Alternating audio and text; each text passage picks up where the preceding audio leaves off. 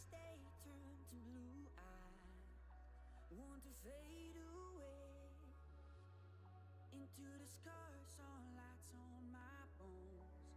I'm here to stay, and I wanna know what it's all about. Get to the part where there are no doubts. Get to the part where I feel complete.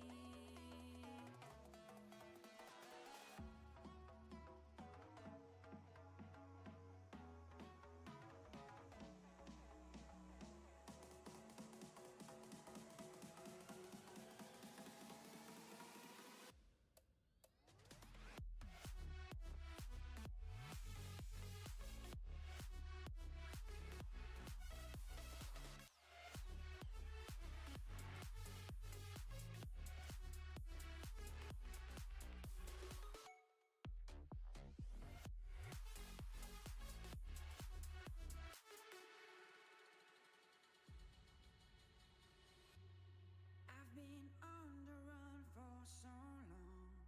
Now I found me. Fears disappear, I'm standing strong. I'm breaking free. And I wanna know what it's all about. Get to the part where there are no doubts. Get to the part where I feel complete. I wanna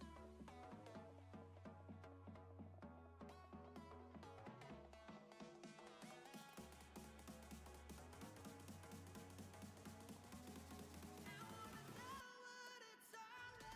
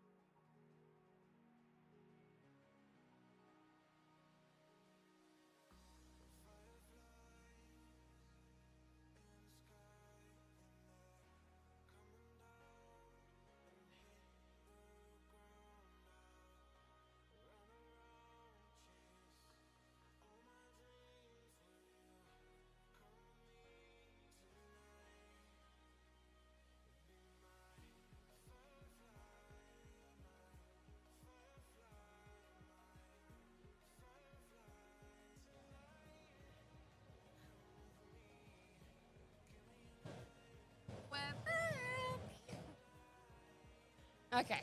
All right. We're all good. You, all right. you should, all right. you should All be right, able to we're good hear now. us We're now. good now. We're good. We're chilling. Chaz, can you hear us? All right. Well, hi, Buddhist. How you doing, my love? Hi, Shads. But welcome everyone. Oh, my shirt, it doesn't show my shirt chat. Oh. I can't see your stuff on there. Oh, weird. I know. That's better. Well, I hope so. Huh? Oh, that's why. Well, you guys can hear me. That's all right. Volume's a bit low. We could turn that up. This is gonna be like more of a. Maddie didn't want to be a part of the shared chat until just now. Says the volume's a bit low there, but if you can increase the on ours maybe. Yes. So apparently we gotta be a little bit louder. Yes. If it's not just on the microphone, you might want to look at the slide for the Rodecaster if that one's not maxed out. Probably. I can hear you both. Oh, that's good, Uber. What's a hi? Yeah. Let us know if you guys. We're just gonna sit here and chat with you guys for a little bit. This is, if anything, this is very much of a test stream for the next couple of days. But welcome to Supanova Brisbane. We are here at the Australian Esports podcast area, the tour, alongside obviously Supanova and Shine Energy. Yes. Yes.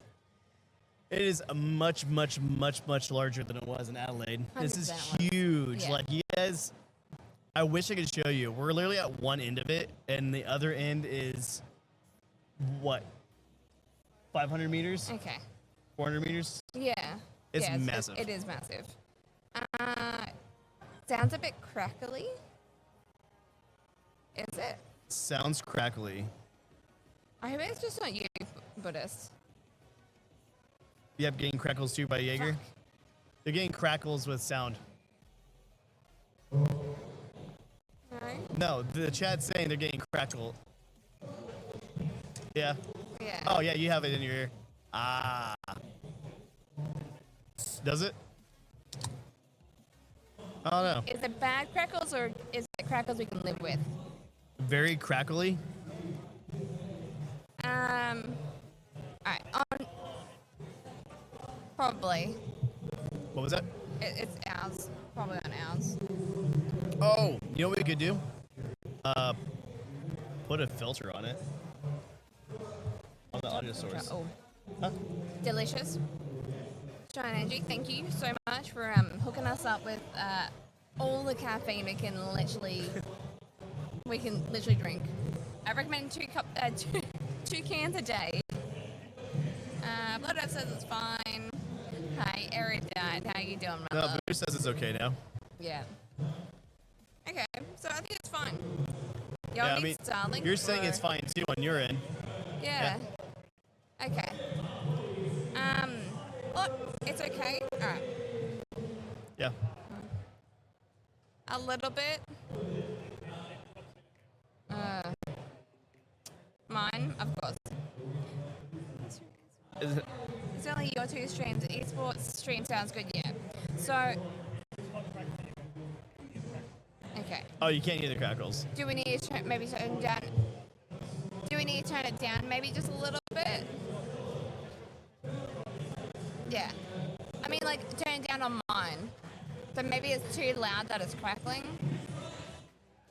Whoever's in my chat, can you guys see if it's crackling in mine? Also, hi, Nightingale. This Minecraft mod looks OP. The blockheads. But literally, this has been an absolute struggle, if I do have to say so, to try and get this to work. We have gone through so many mental breakdowns. It's pretty wild. And trying to sort out how to actually multi-stream on 3 different, not platforms, but 3 Twitch channels has been a massive struggle. It is.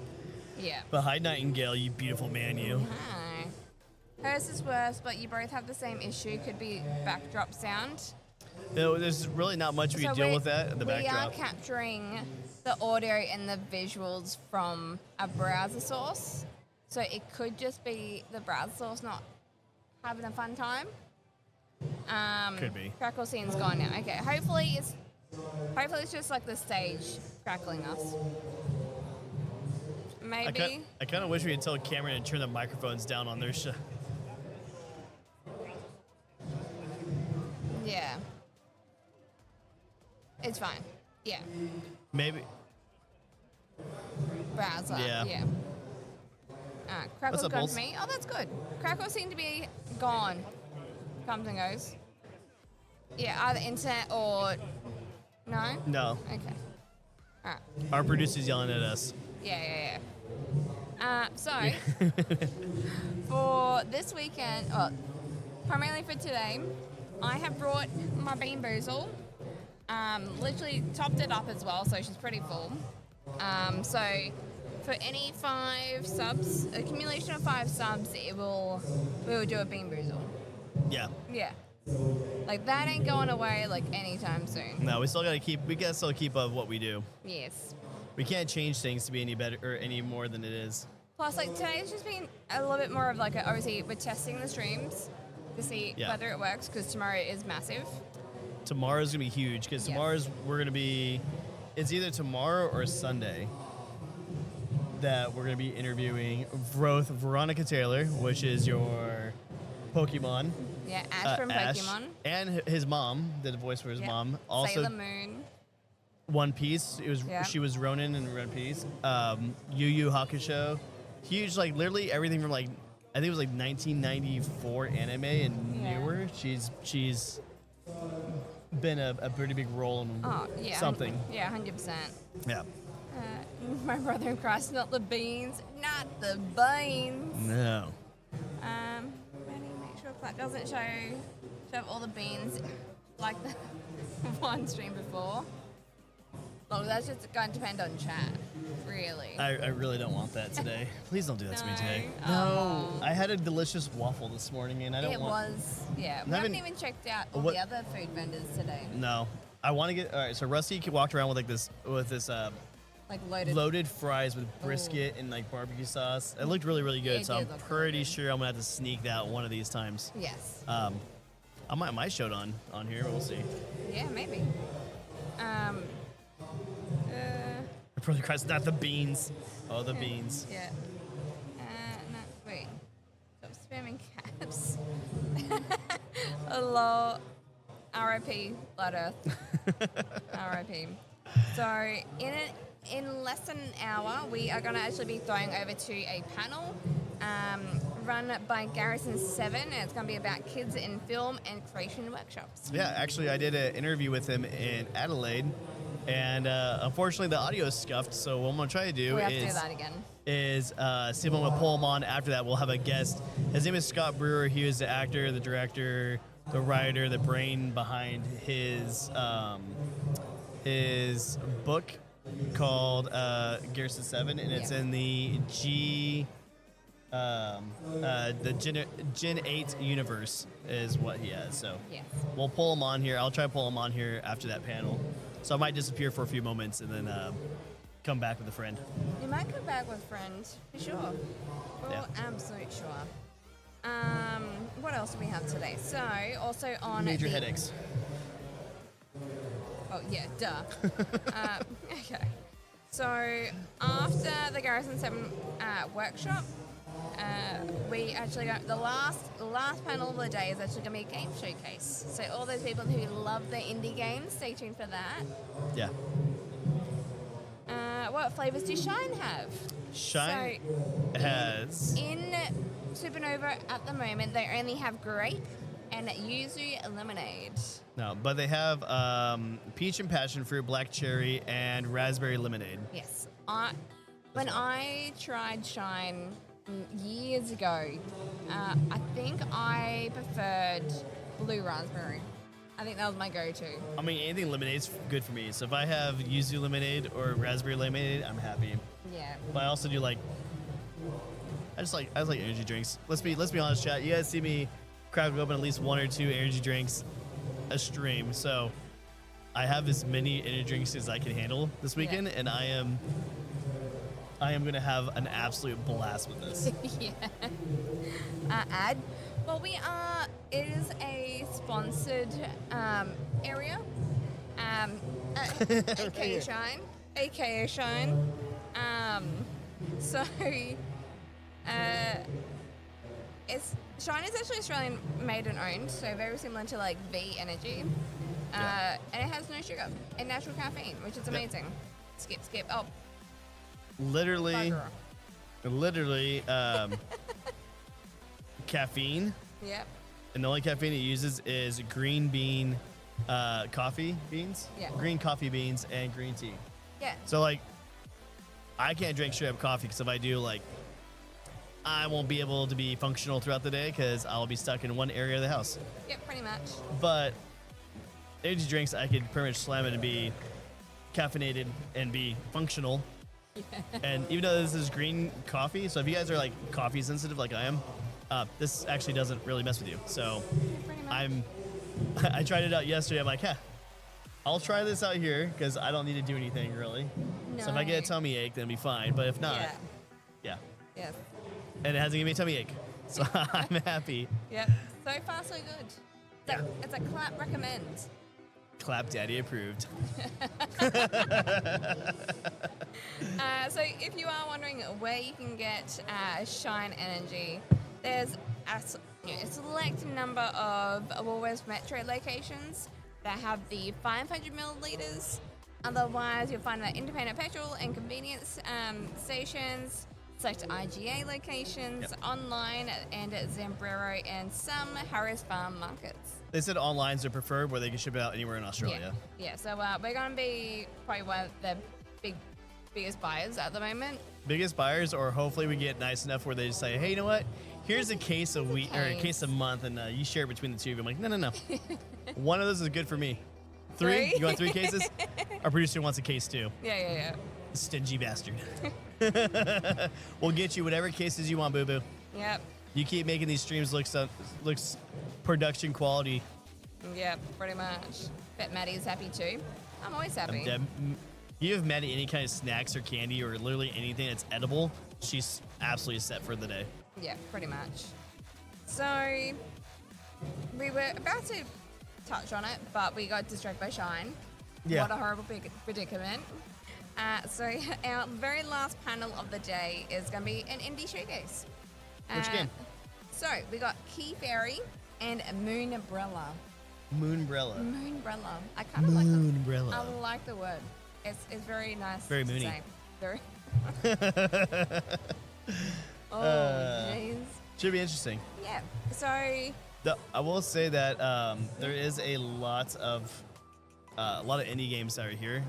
Nice thing about too, if you guys wherever you are in Australia, if you guys go out to any of the Supernovas, they always push about grassroots. The grassroots tournaments for Aussie sports, and then a lot of indie games are developed in Australia. Yeah, and usually in those states and territories. Yeah. So the cool thing too is Melbourne's one massive one, and so is Adelaide. Yeah. And we do have another big one here in Brisbane. So. Yeah. Hi, True Rider. No, I haven't. I didn't quit streaming. We've been busy. Got married last month. How dare you quit streaming for a week? No, it was once a month, realistically. We were busy. Yeah. We were very busy. We were, yeah. So, you want to tell me a little bit about Key Fairy? Key Fairy, a hand-drawn pacifist, folklore, bullet hell, grapple and dance around monsters to collect their shattered stars, weave your way through twisted paths, encounter strange folk, and uncover ancient magic, while also invading forgotten gods in the frantic 2D action adventure. Does that sound like like it was a paid promotion? Maybe they should. But no, that's what it tells me to say. Yeah. But actually, it does sound fun. I do like the 2D scrolling games. I feel like a lot of them are coming back a little bit. Yeah. Because speed racing with the hollow. It's like mullets. They're always coming back into fashion. And not in Australia. They never left. They happened in the 80s and they never let go of it. It's been, what, almost 40 years? Yeah, thereabouts. Yeah. Thereabouts. I think I've seen about 15 of them in this past 5 seconds of us walking by when we were talking about this. Yeah. So about Moonbrella. So Moonbrella is the second indie game that's going to be showcased. And Moonbrella is a 2D platformer. I probably should have done my research before actually reading this. Metroid. I just went with it. Vania with a deep movement and no jump button. You heard that right, no jump button. I like pressing buttons. I know you do. Upgrade your umbrella to explore an unabandoned planet and ascend to the moon. So it's gonna be interesting. Bang, boom, right to the moon. Oh no, one of these days, Alice. One of these days. You're wild. That was a fun throwback to the 1950s. I wouldn't know. Well, I wasn't born back then. Me neither. So yeah, at 3 o'clock Brisbane time, Australian Eastern Standard Time, we will be throwing over to the Garrison 7 team, so y'all can watch with us the panel. So until then, you guys got 45 minutes of mind-numbingly dumb chat with Maddie and myself. Yeah, pretty much. Yeah. Something should be left to die. Oh, like mullets. I don't know about that. I don't know, like some people do look good with them. Who? Some Name people, one person. I'm just saying some people One. do. One person. I don't know. Some people do. Can I grow out my hair as a mullet? Oh, honey, you don't have enough hair. I do. It's just really gray. That's the whole thing. Nice thing about a mullet. You really don't need to have hair. I've seen guys with a bald head with just a square of like that, just in the back of their head. Yeah. And That's not. It's not even like thick. It's like straggly and weird. Yeah, that's not quite the same. It's kind of a mullet. It's not. What a is that? That's a rat's tail, and it's disgusting. Rat's tail should be left A to mullet's die. just it's like a Pomeranian rat's tail. It's just the whole head. I'm not wrong. So at If you guys have a mullet out there, I'm sorry, but I'm not. so alright, so far there's been plenty of cosplays. Ooh, favorite cosplay that you've seen so far? You can't say the- Terry because Terry wasn't dressed up today. No, Terry wasn't dressed up. No, so you can't say Terry. You have to wait till tomorrow Well, to he say was Terry. dressed up today. He just He jumped out of it. I thought he wasn't gonna wear it today. He did wear it. Oh, did he? Yeah. So if you guys don't know Terry, He is B cosplay on literally every social media out there. he has the craziest workshop building. He's known as a Space Marine guy because he has 5 Space Marine. Yeah, pretty much like 5 foot. They're It's massive. Wild. They're massive. He's like he has a Terminator that's like 10 foot tall. 10-foot tall Terminator. Yeah. I asked him today, I was like, what's one thing you want to cosplay as that right now you just don't have the ability to recreate? And he said, Lost in Space Robot. Yeah, from the new one. New one. So the one that's like a biosynthetic, shape-shifting yeah, thing. that'd be insane. That'd be awesome. But his abilities are movie quality. They are. Yeah, well, he he does do some work for Production for shows. production. Yeah. Super awesome. Like 100%. talented individual. He's been doing it 15 years? And super funny. Yeah, he's If y'all want to have a conversation with him, he is super funny. he is a great dude. Yeah. I sent you, Maddie. Yes, I did. It was so cute. You still look tiny. Oh yeah, Jaeger. You have. I'm literally right now looking at DM stash. Or no, hold on. So where we're located, when you walk into, if you're gonna come down to, Supanova, right when you walk in, if you go down and you turn to your left, you go all the way down to the end of the wall. That's where we're at. Yeah. Where the oh my god, my brain. Aussie Sports. Well, yeah, wait, Aussie Sports. We're Bandai or Bandai Namco. and Yeah. Namco, where they're at.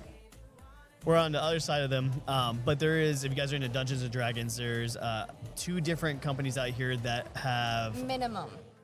that I've seen That already. we've seen. I haven't really been paying attention to them, but I've seen Yeah. 2 different dice companies that have. One was gem dice. I think so. And they Yeah. use gemstones, like actually like ruby Yeah. or not Yeah, like they real were- rubies, they were but gorgeous. they're artificial. They're lab grown Yeah. gems is what they use for it, which is pretty they're very heavy. They're very weighted. Yeah. But they have that one, and then they have another one called something dice or to die for, I think is what they I call think it. to die for, yeah. Yeah. So Yeah, I think I've seen them online actually. yeah, I think all of them you can buy them online too, and they do have some pricey setups, but like they're a one-time buy. Yeah, normally. If you buy something that gorgeous and beautiful, I think it's cool. I think it's cool when they sit there and actually using a cutting stone Yes. to shape it. Oh yeah, for sure. Hi Robert, how you doing? Long time no see. Ooh, go get him. Well, yeah. But you Yeah. know, there are so many talented like artists and vendors here. It's absolutely insane. It is. Like not obviously just like drawn art, but yeah, there's heaps. There's ADF careers here. There's TAFE. There's the police recruiting. Yeah, by the way, the police were going an American flag in front of them and it had a Gotham City flag. And I walked by and I'm like, can I fix your flag, please? Because it's an American flag. Yeah. It's like, what's wrong with the American flag? I'm like, it's not draped on the thing, right? Like, it's facing the wrong way. So I was like, I'm just going to fix it. So I fixed it. And she goes, oh, that's really interesting. I'm like, yeah, Kind of did that for a living. I was like, I kind of had to bury a few friends in that flag. So I prefer it to be shown properly. And she's like, like a mad respect to you. She's like, can I hug you? I'm like, yes. Oh, that's fine. You didn't tell me about that. We were busy trying to figure out technical issues. Oh, there's always Since technical difficulties. 8 o'clock this morning.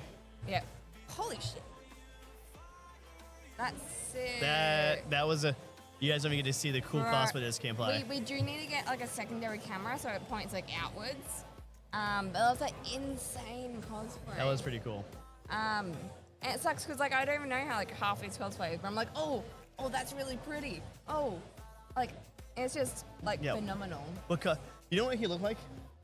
That person, the cosplayer, the ant thing. Oh, it looked like solo leveling. Oh, it wasn't. It wasn't, but it kind of gave me solo leveling vibes. If it wasn't as jacked, the main fighting one, not like the red ones. Yeah. I got it. Then we have Stormtrooper Tactical. Stormtrooper meets Call of Duty. I don't think half these people really know. The promotion is doing such a great job. Such an amazing job. Do you want a free shine? I'll give you a shine. Or a shiner. Which not one? Not with us. Give you a cold one. This is still my one from this morning. This was my one from this morning too, which means I'm allotted 2 of them. Not because that's not so many they will give me, but that's how many I should only drink. Yeah. I'm debating, do I feel like running up a second one right now? Yeah. No, Manny almost did a swear? Almost. We could do swears. What they said. It's meant to be family friendly. But it's also not supposed to take away from how we present ourselves, because. Is that really what they said? Huh? Is that really what they said? Yeah, because they said they don't want to make it anything that's not us. Okay. They're like, if you not say the F word so many times, that would be cool. But like, it's also okay. Okay. It's like, so we could do it. That brief. Wait. Me that brief. Anyway. Who's gonna drop the F-bomb first, chat? But put your money on the bowl. No, because we all know who that would be. Hi, Daryl. Who would that How you be? doing? Me. I reckon it would be me first. You think so? 100%. Is it? I would put money on me. If I do like I'm not touching you kind of thing?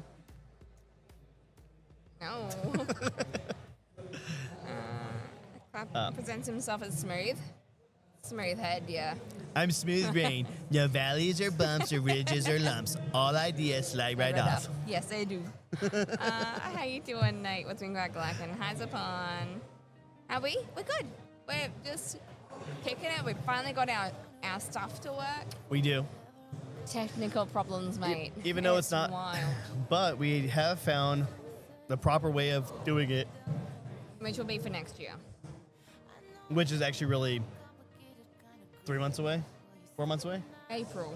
So 5 months away. 5 months away. But we'll be doing them back to back. So it'll be Melbourne, Gold Coast. Is it Melbourne, Gold Coast? I thought it was Gold Coast and Melbourne. It was Melbourne, Gold Coast last year. It's Gold Coast first. Is it this year? Yep. Which is nice because then we don't have to go anywhere. Yeah, because Gold Coast is, I think it's the 10th till the 12th of April. And then the Melbourne's the following weekend? The following week, yeah. Cool. And then, because all supernovas kind of go back to back in a sense. Yeah. Yeah.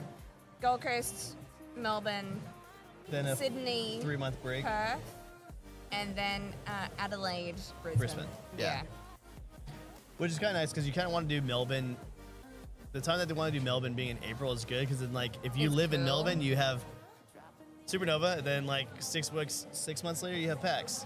So you only have to wait 6 months in between, like, 2 big shows. Yeah. Yeah, for sure. To make them take all of my money for anime posters. Pretty much. Yeah. Yeah. Or figurines, or There's anything so much cool. cool stuff here, chat. It's So absolutely much. wild. We got. I wish we had a camera that we could just like go Look, and next take people time. on a journey. Yeah, next. Well, probably not next time. We won't have a Maybe a next time. mobile camera for that. Dude, Mr. Producer Man, can we get a mobile camera next time so we could like roam the halls and still be free. mic'd up with lapel mics? That would be a pretty penny. If we get a sponsorship. All right, you guys hear that? If you want to sponsor us to be Any even companies better, out there, yeah. Yeah, we're looking at you, Sculptech. Scorptech. I mean, I heard that Scorptech can't compete with Aftershock or Allied. That's what I heard. Wow, calling them out like that. I mean, that's you put your money where my mouth is, or your my mouth where your money. I don't know. Is it in your pocket? Wow. What happened to your little IRL setup? What little IRL setup? This is our IRL setup. This is kind of like an IRL setup. I mean, you can't tell, but we literally have like, there's people right here, kind of playing. Like, it's a indie free-to-play games. area right next to us, and then on. Huh? Right. Yeah. I have it in the suitcase. If you want to try to figure it out while we're live streaming, you're more than welcome to. Yeah, probably. He's the first one to drop it. Yeah, you're not mic'd up. Yeah. Loopholes. He's like, he can't hear us, so I can say the F word as much as I want. Apparently. The gimbal and cam. So we just won't be able to connect it to the main stream. It's how we would be able to transfer transfer and receive the video and audio signal if we left this area. That's the biggest issue. Yeah. It's possible because news crews do it all the time, and they have a much bigger camera. This thing's like a bazooka. Yeah, pretty much. Bazooka with a big old antenna on the end of it. Yeah. A little different. But we still do have the gimbal and camera. Gimbal, well, we use our phones as a camera, but yeah, we gimbal the little microphone, the DJI mics. DJI lapel mics. Yeah. Which they work fine. Yeah, as long as it's like in a less crowded area, I feel. Yeah. Yeah. I feel like there's definitely a limit to them. They're good mics. Don't get us wrong. They're good mics, but they're not able to do everything that we need to be done. No, unfortunately. But let's see, who else we got? We have a dwarf. Delicious in Dungeon. So we have the dwarf from Delicious in Dungeon cosplay, which is really, really cool. I actually watched. Do you know what this reminds me of? What? What's that anime you're telling me about? That it's like Dungeons and Dragons, but they do a lot of cooking. Delicious in Dragons. No, Delicious in Dungeons is the one. But what's this one? Add it. Oh, is this kind of Dungeon Pizza. There's an indie game right now that's playing that is like making your own pizzas, but it's Dungeons and Dragons style. Yeah. And like it had like a rat's tail, and it started chopping up a rat's tail and put it in there. Yeah, it's kind of gross. It's pretty wild. But you know, the cosplay right there is from the dwarf from Delicious in Dungeon. Yeah. Love it. Yeah. But no, super good anime. I really did enjoy that. What are you giggling about over there?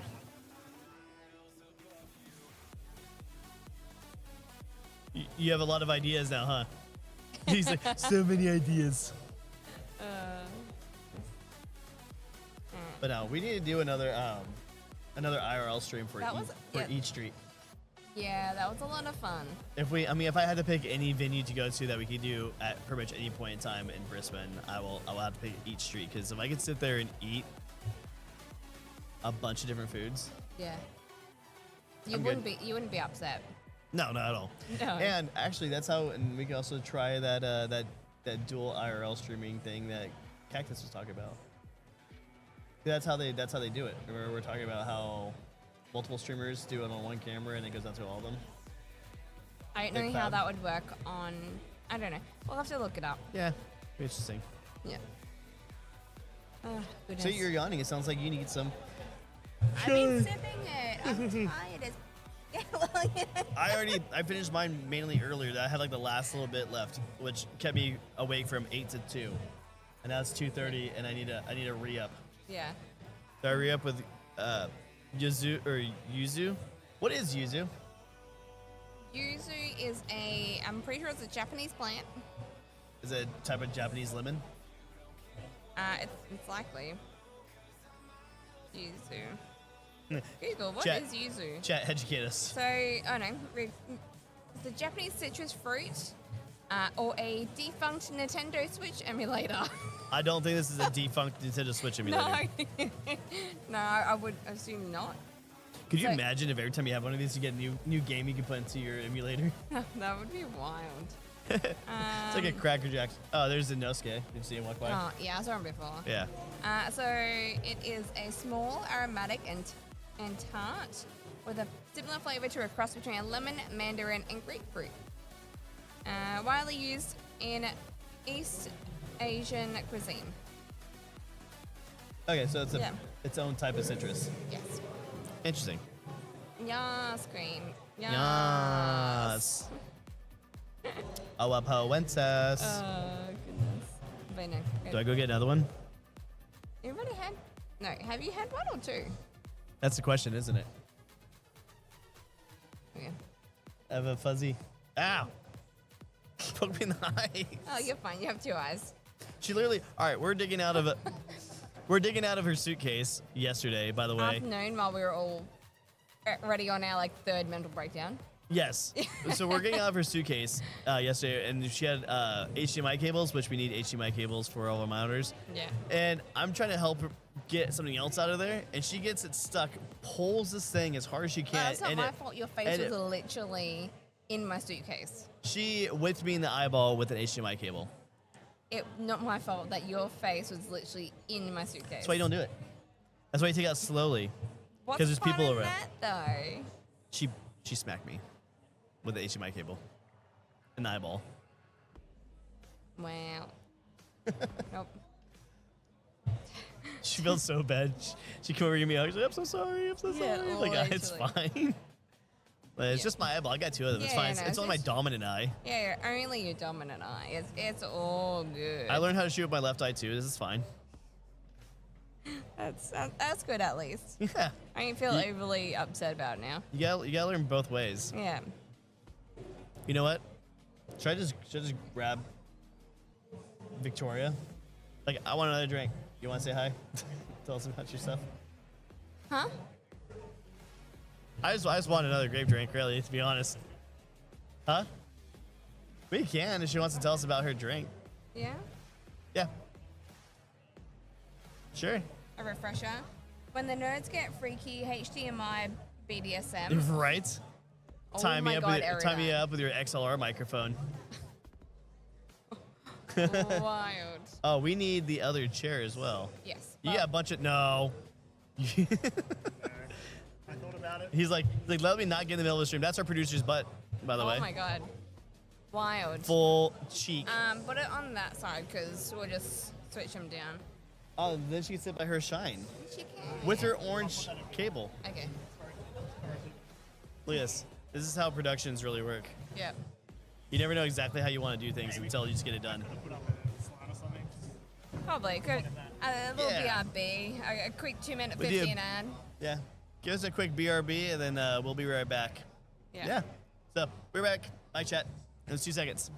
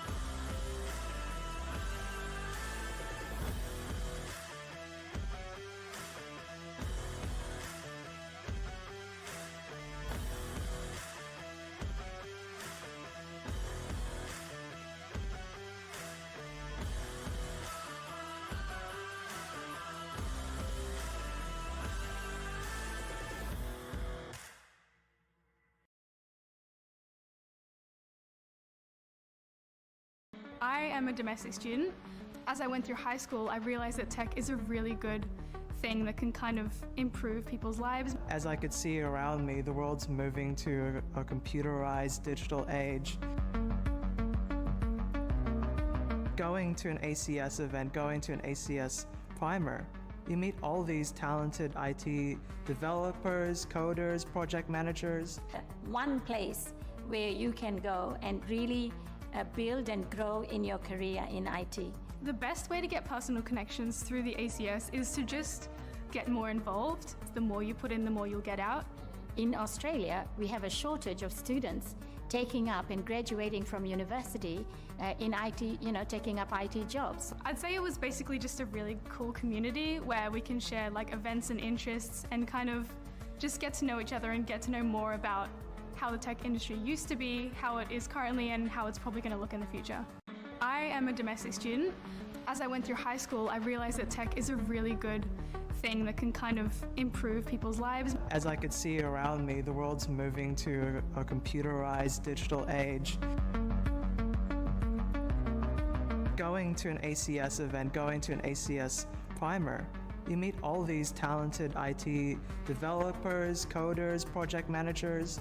One place where you can go and really build and grow in your career in IT. The best way to get personal connections through the ACS is to just get more involved. The more you put in, the more you'll get out.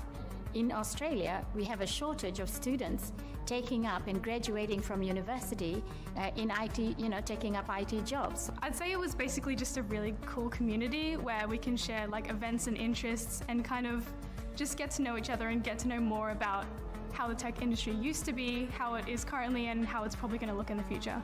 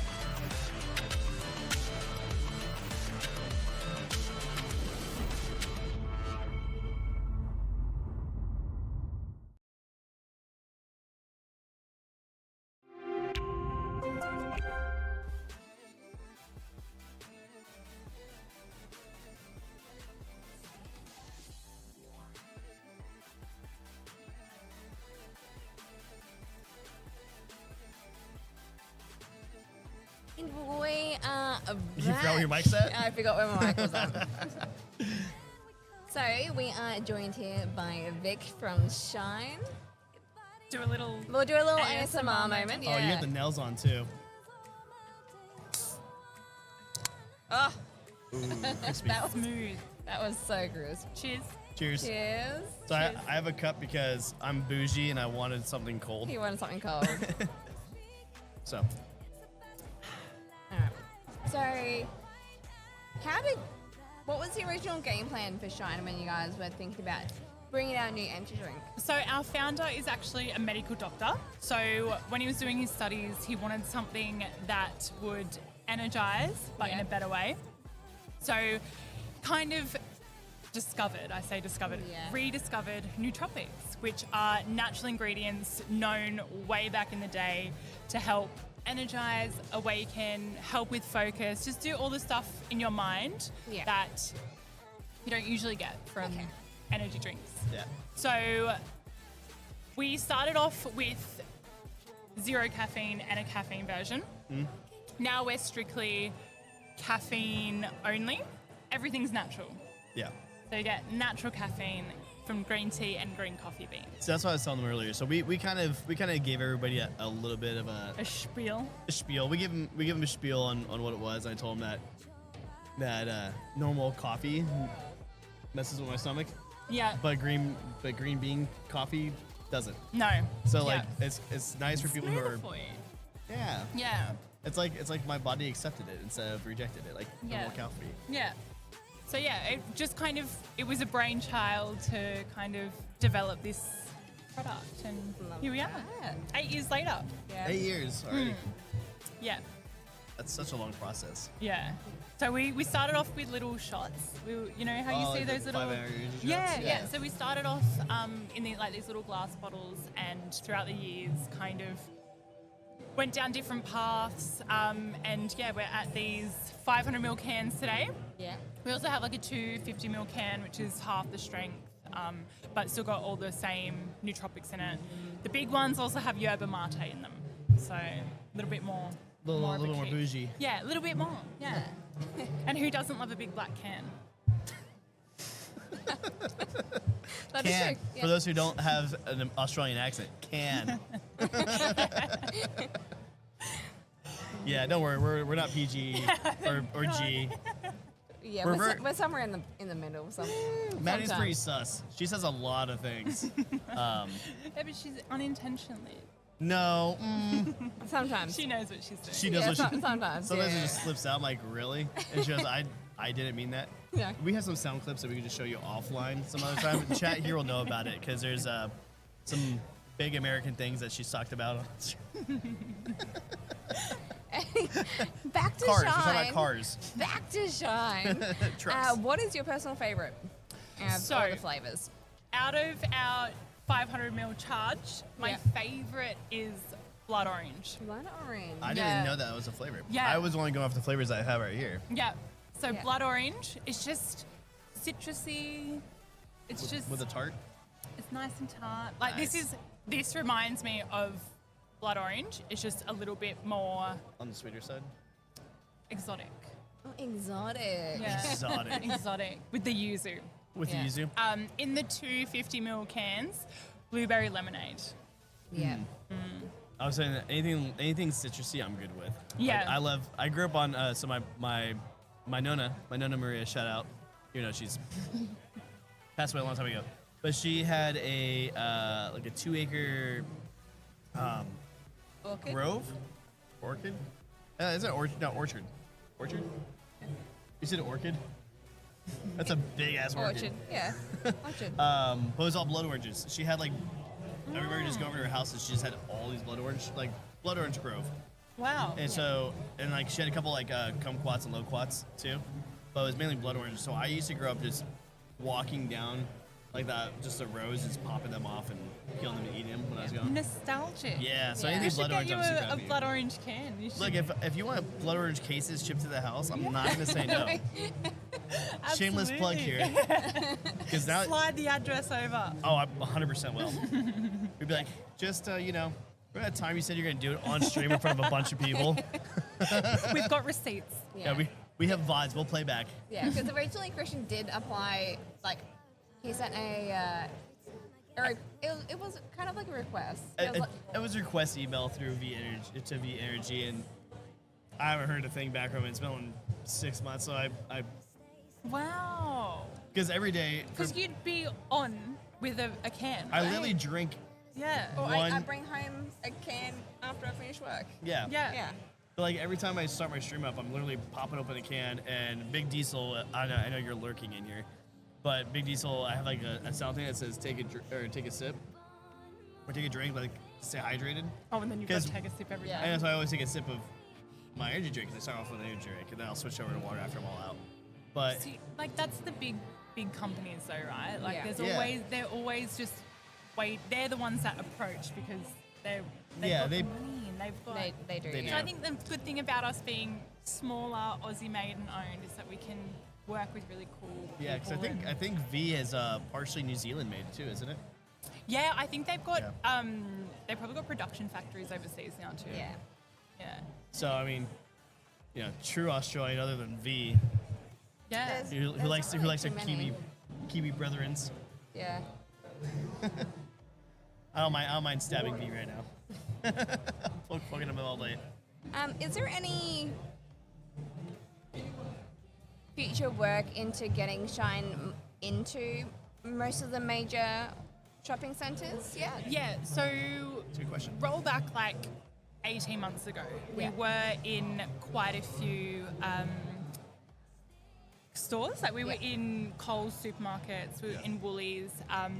It's just like a very hard market, especially energy drinks. Like, you know how competitive they are. You They know are, that yeah. how many, when you walk in anywhere, there's just shelves and shelves Oh and yeah, shelves. even when you walk outside the servos, they have like the pedestals outside that say buy two Yep, for $4 or absolutely. whatever. Yeah. Like, well, I can't pass that up. Yeah. Yeah. So, like, going back when we were in those kind of environments, you know, it's very tough and very It is. competitive. Yeah. And because we do have premium ingredients, our price is that little bit more expensive than the others. Yeah, but it doesn't also taste like you're drinking chemicals. either. Exactly, and because you're not. It's Yeah. all natural. So, long answer, cut short. Yes, we are looking to be Getting back in into it. more places, but Yeah. we want to be in more places that have the same kind of ideals as us. Mindset, yeah. Yeah, so like, you know, the smaller places, a lot of independents that we want to work with. Yeah. Lots of gyms we want to kind of get into. That'd be great. Yeah. Especially, I mean, I'd rather have one of these than pre-workouts just because I hate, like, so B6 is niacin, right? Yeah. And B6, when you have a lot of B6 or when you do, it's a vasodilator, so it makes everything expand on you, Yeah. but it also makes your nose tingly. Yeah. And I hate going like this, like, oh, my nose is itchy because I had too Yes. much, Yes. pre-workout. Yeah. Well, it does have B6, B12 in it. Yeah. I don't feel tingly. No. Which is like, I don't feel like that itchiness in my nose or tingling in the Yeah. nose where I get No. from normal pre-workout. So I think Yeah. gyms would be a fantastic place for you. Yeah. And just kind of, so yeah, ideally we will just be in the places that kind of work with us, not against us. And I think that's where we were before, is that a lot of the places we're in were actually working against us. So yeah, watch this space. Yeah. We do a lot of online as That's well. where it is Yeah. these days. Yeah. Yeah. And like, you know, it's nice to be able to reward the customers that we can see, you know, are coming and buying a bit more frequently. That we can reward them, you know, even if it's just like a little thank you, or like we launched this new hydration product and we sent a couple of our key customers some hydration. Oh, that's cool. Yeah. That's a good way of doing it. Yeah, so it's just kind of surprise and delight So where we can. So it's way more of it's bigger than a mom and pop, but it feels more like a mom and pop, and you get that touch of actually caring about your customers. Yeah. Compared to just pumping out as much money as possible. Well, I think that's what kind of people have a misconception about Shine, is that people think we're a lot bigger than we are, Yeah. because we are a national brand. Yeah. And we are in, like, you know, Woolies and stuff, but, you know, there's just 4 of us on the team. Really? Yeah. Yeah. So it's 4. Yeah, only 4 of us. Oh. So we are a tight knit little family, and yeah, we are almost like a mum and pop kind of store now. So that's what I want to see. Yeah. Yeah. Hi, Danny. Ooh, hydration. So Yeah. question mark from Buddhist. So Buddhist lives here. Yes, but it says just up north. Yeah, Sunshine Coast is area all between here and Sunshine Coast, right? Yeah. Yeah. Oh, So- in Butterham? Did you say that? No. No, I'm not gonna say exactly where it's at. It's about like maybe an hour or 2 hours up north. Oh, yeah. But yeah, he said, ooh, hydration. So what hydration? Yeah. Or does this hydrate as well? No. So our newest baby launch this year Yeah. is Shine Hydration. So we have an RTD bottle of hydration. So we've got 2 flavors on the market at the moment, blueberry and grape. Both are like, again, natural. It's got 4 electrolytes, so you've got like a really good amount of sodium, calcium, magnesium, and potassium, Yeah. which are the electrolytes everyone's after. And we are low sugar in our hydration, so a lot of the marketing talk at hydration at the moment is 0 sugar, 0 sugar, 0 sugar. But you need a little bit of sugar to be able to get your electrolytes into your cells. Exactly right. Yeah. Hey, look, guys, I'm still a nurse, and I still know things. Exactly right. Yeah. So it's just the 0 sugar around hydration at the moment is literally just marketing chatter. Yeah. And people not actually knowing how to consume electrolytes. Yep. So yeah, we've got this new RTD. We're the official hydration sponsor of the Cronulla Sharks, for anyone who's an NRL fan out there. So yeah. Yeah, so we're on the shelves currently in Woolies Metro. Woolies Metro. We know how Hydration. Gatorade started out, right? No. Do you know? So Gatorade started out with the Florida Gators, which was a college football team. Yep. So that's why it was Gatorade, because it helped you out the And they're the all Gators. in the NFL, aren't they? Like Gatorade. They're is all- everywhere. They're like the massive sponsors, right? Just look at the coolers on the side Yep. of any sport. And I mean any sport. So cricket, and you know the United States know nothing about cricket. Yeah. Even cricket, they have it. Yeah. Yeah, and there's actually people who place bets on what color Yes, the I saw Gatorade that. is. Yeah, at the Yeah. Super Bowl. Yeah. Yeah. Yep. Yeah. Yeah. So whenever it gets poured out, like, is it going to be yellow? Is it going to be red? Is it going to be blue?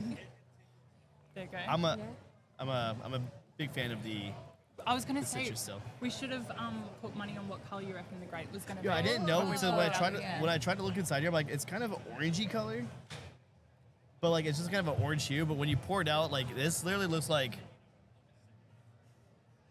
it looks like you put SpongeBob in a blender and like it's very very yellow. Yeah. It reminds me of Yeah, it's because of turmeric, right? yeah, turmeric, Yes. yeah, Yeah. natural, and also like the B6 and the B12 in there, like it reminds me of like post Barocca when you have a Barocca and That's very It's such a weird head trip because like when you grow up, like you just know something yellow is either gonna be something citrusy, pineapple, like banana. yeah.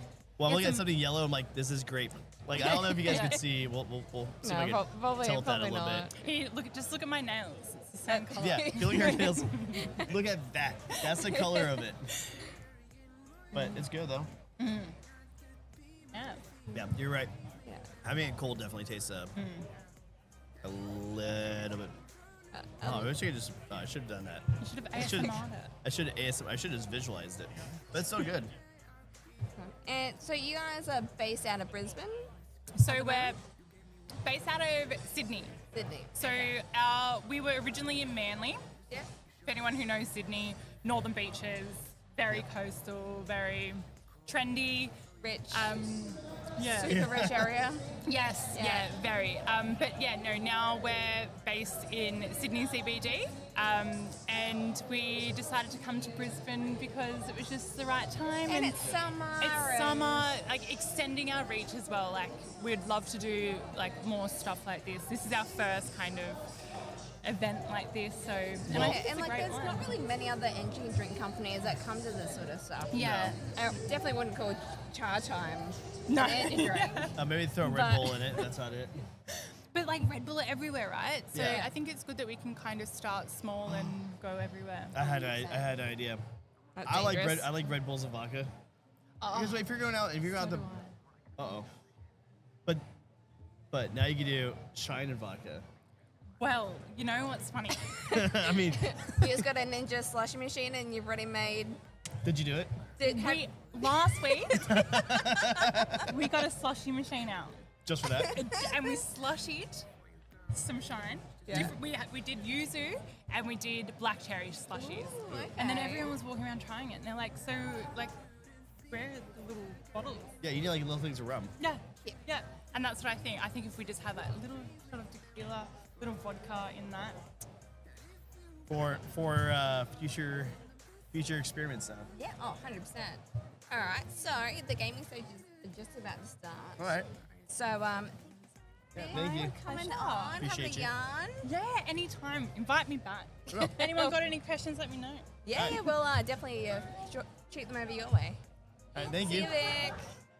All right, so we are just about to jump over to Garrison 7, where they're going to be talking about kids in film and a creation workshop. Sounds good. Yeah. All right, And well, before that, we're going to go on a quick ad break, and then we'll pop over there. So have you guys a good one, and we'll be right back. See you.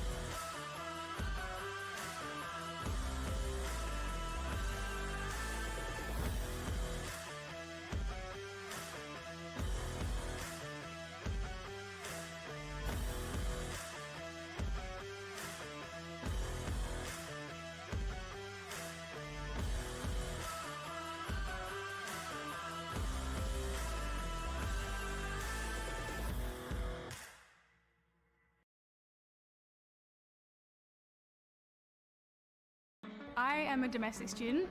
As I went through high school, I realized that tech is a really good thing that can kind of improve people's lives. As I could see around me, the world's moving to a computerized digital age. Going to an ACS event, going to an ACS primer, you meet all these talented IT developers, coders, project managers.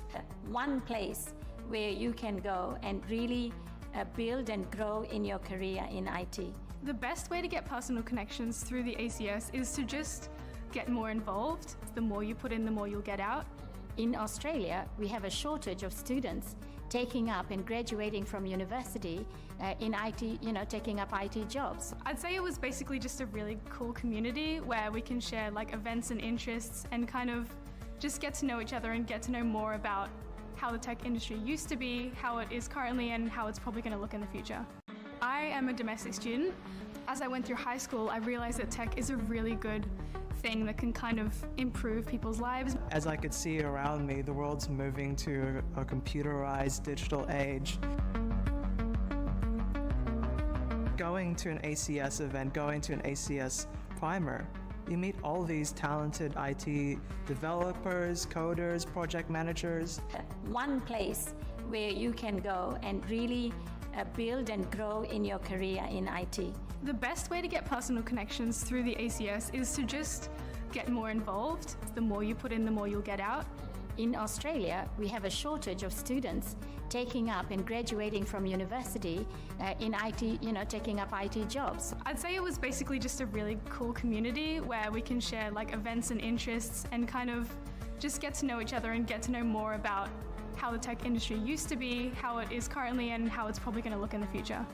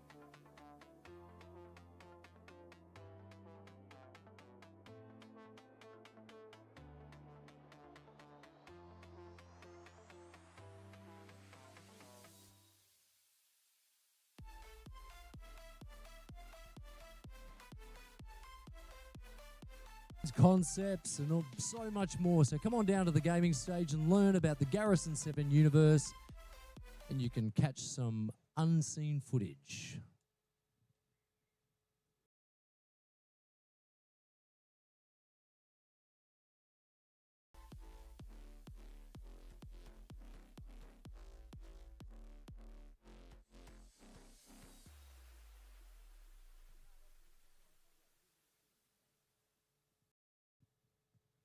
Oh.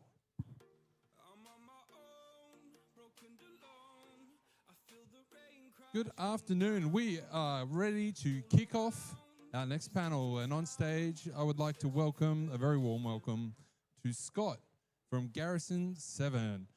He will be talking about Kids in Film and Creation Workshop. Thank you. Hi, guys. My name's Scott Brewer. I'm from the Garrison 7 universe.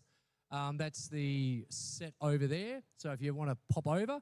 So what I'm here today is I'm actually going to show you a few things from what we've been doing. This is actually our 10th year at Supanova. We started as a little concept short, and it went to a movie script. The movie script went to a book series. We've got number 2 coming out very shortly. Kynan Waterford, an amazing author, helped me adapt the script, and so now we've been collaborating together, and he's got a series called the System Series, which you can get as well. And now the book series has turned into a TV series, and we're in the pre-production phase. And so what I'm going to do is I'm going to show you some of the concept art and where we've started, where we've come to. And yeah, welcome. So this character is Freya. She's actually she's mentioned in the first book, and she's extensively in the second book.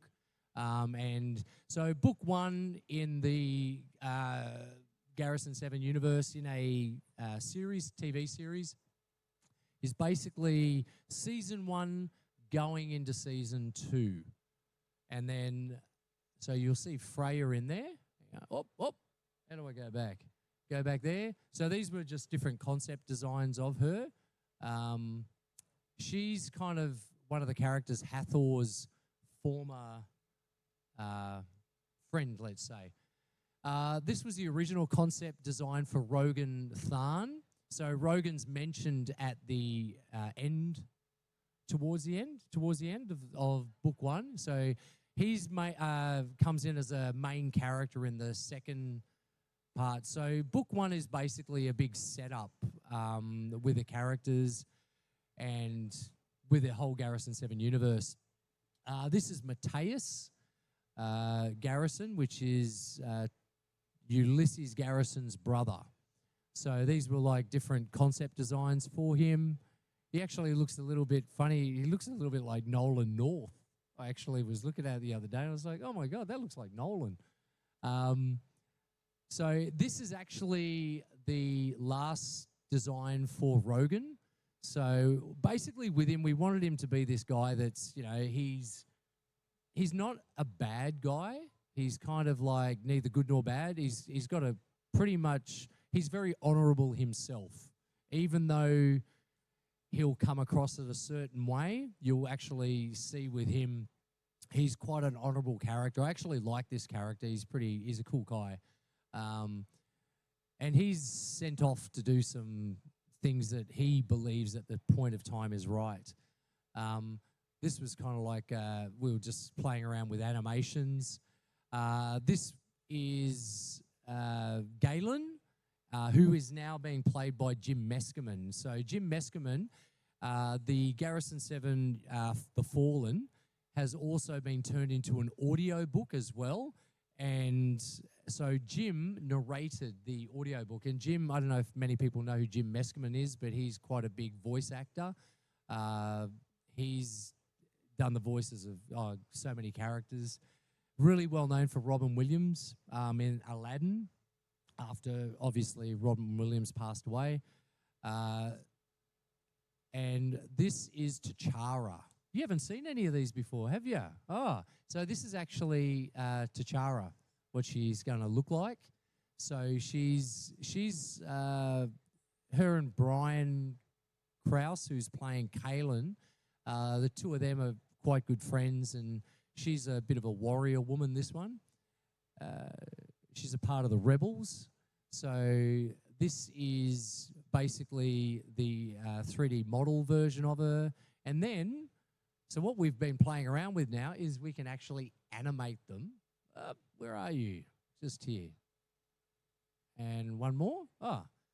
So, you know, it's really good now because if you've got all the assets, you can do a lot more, not just with the CG, with AI. See, AI is actually good if you use it the right way. It should be there to enhance what you've got, not to replace it. And that's one of the main things, a good thing when using it. This was some concept characters for Ulysses, Kevin Sorbo. I kind of like Kevin Sorbo. Went over to New Zealand for Hercules years ago when I was doing stunts. And this is Ulysses Garrison, roughly what he's going to look like, or what we're aiming for with him.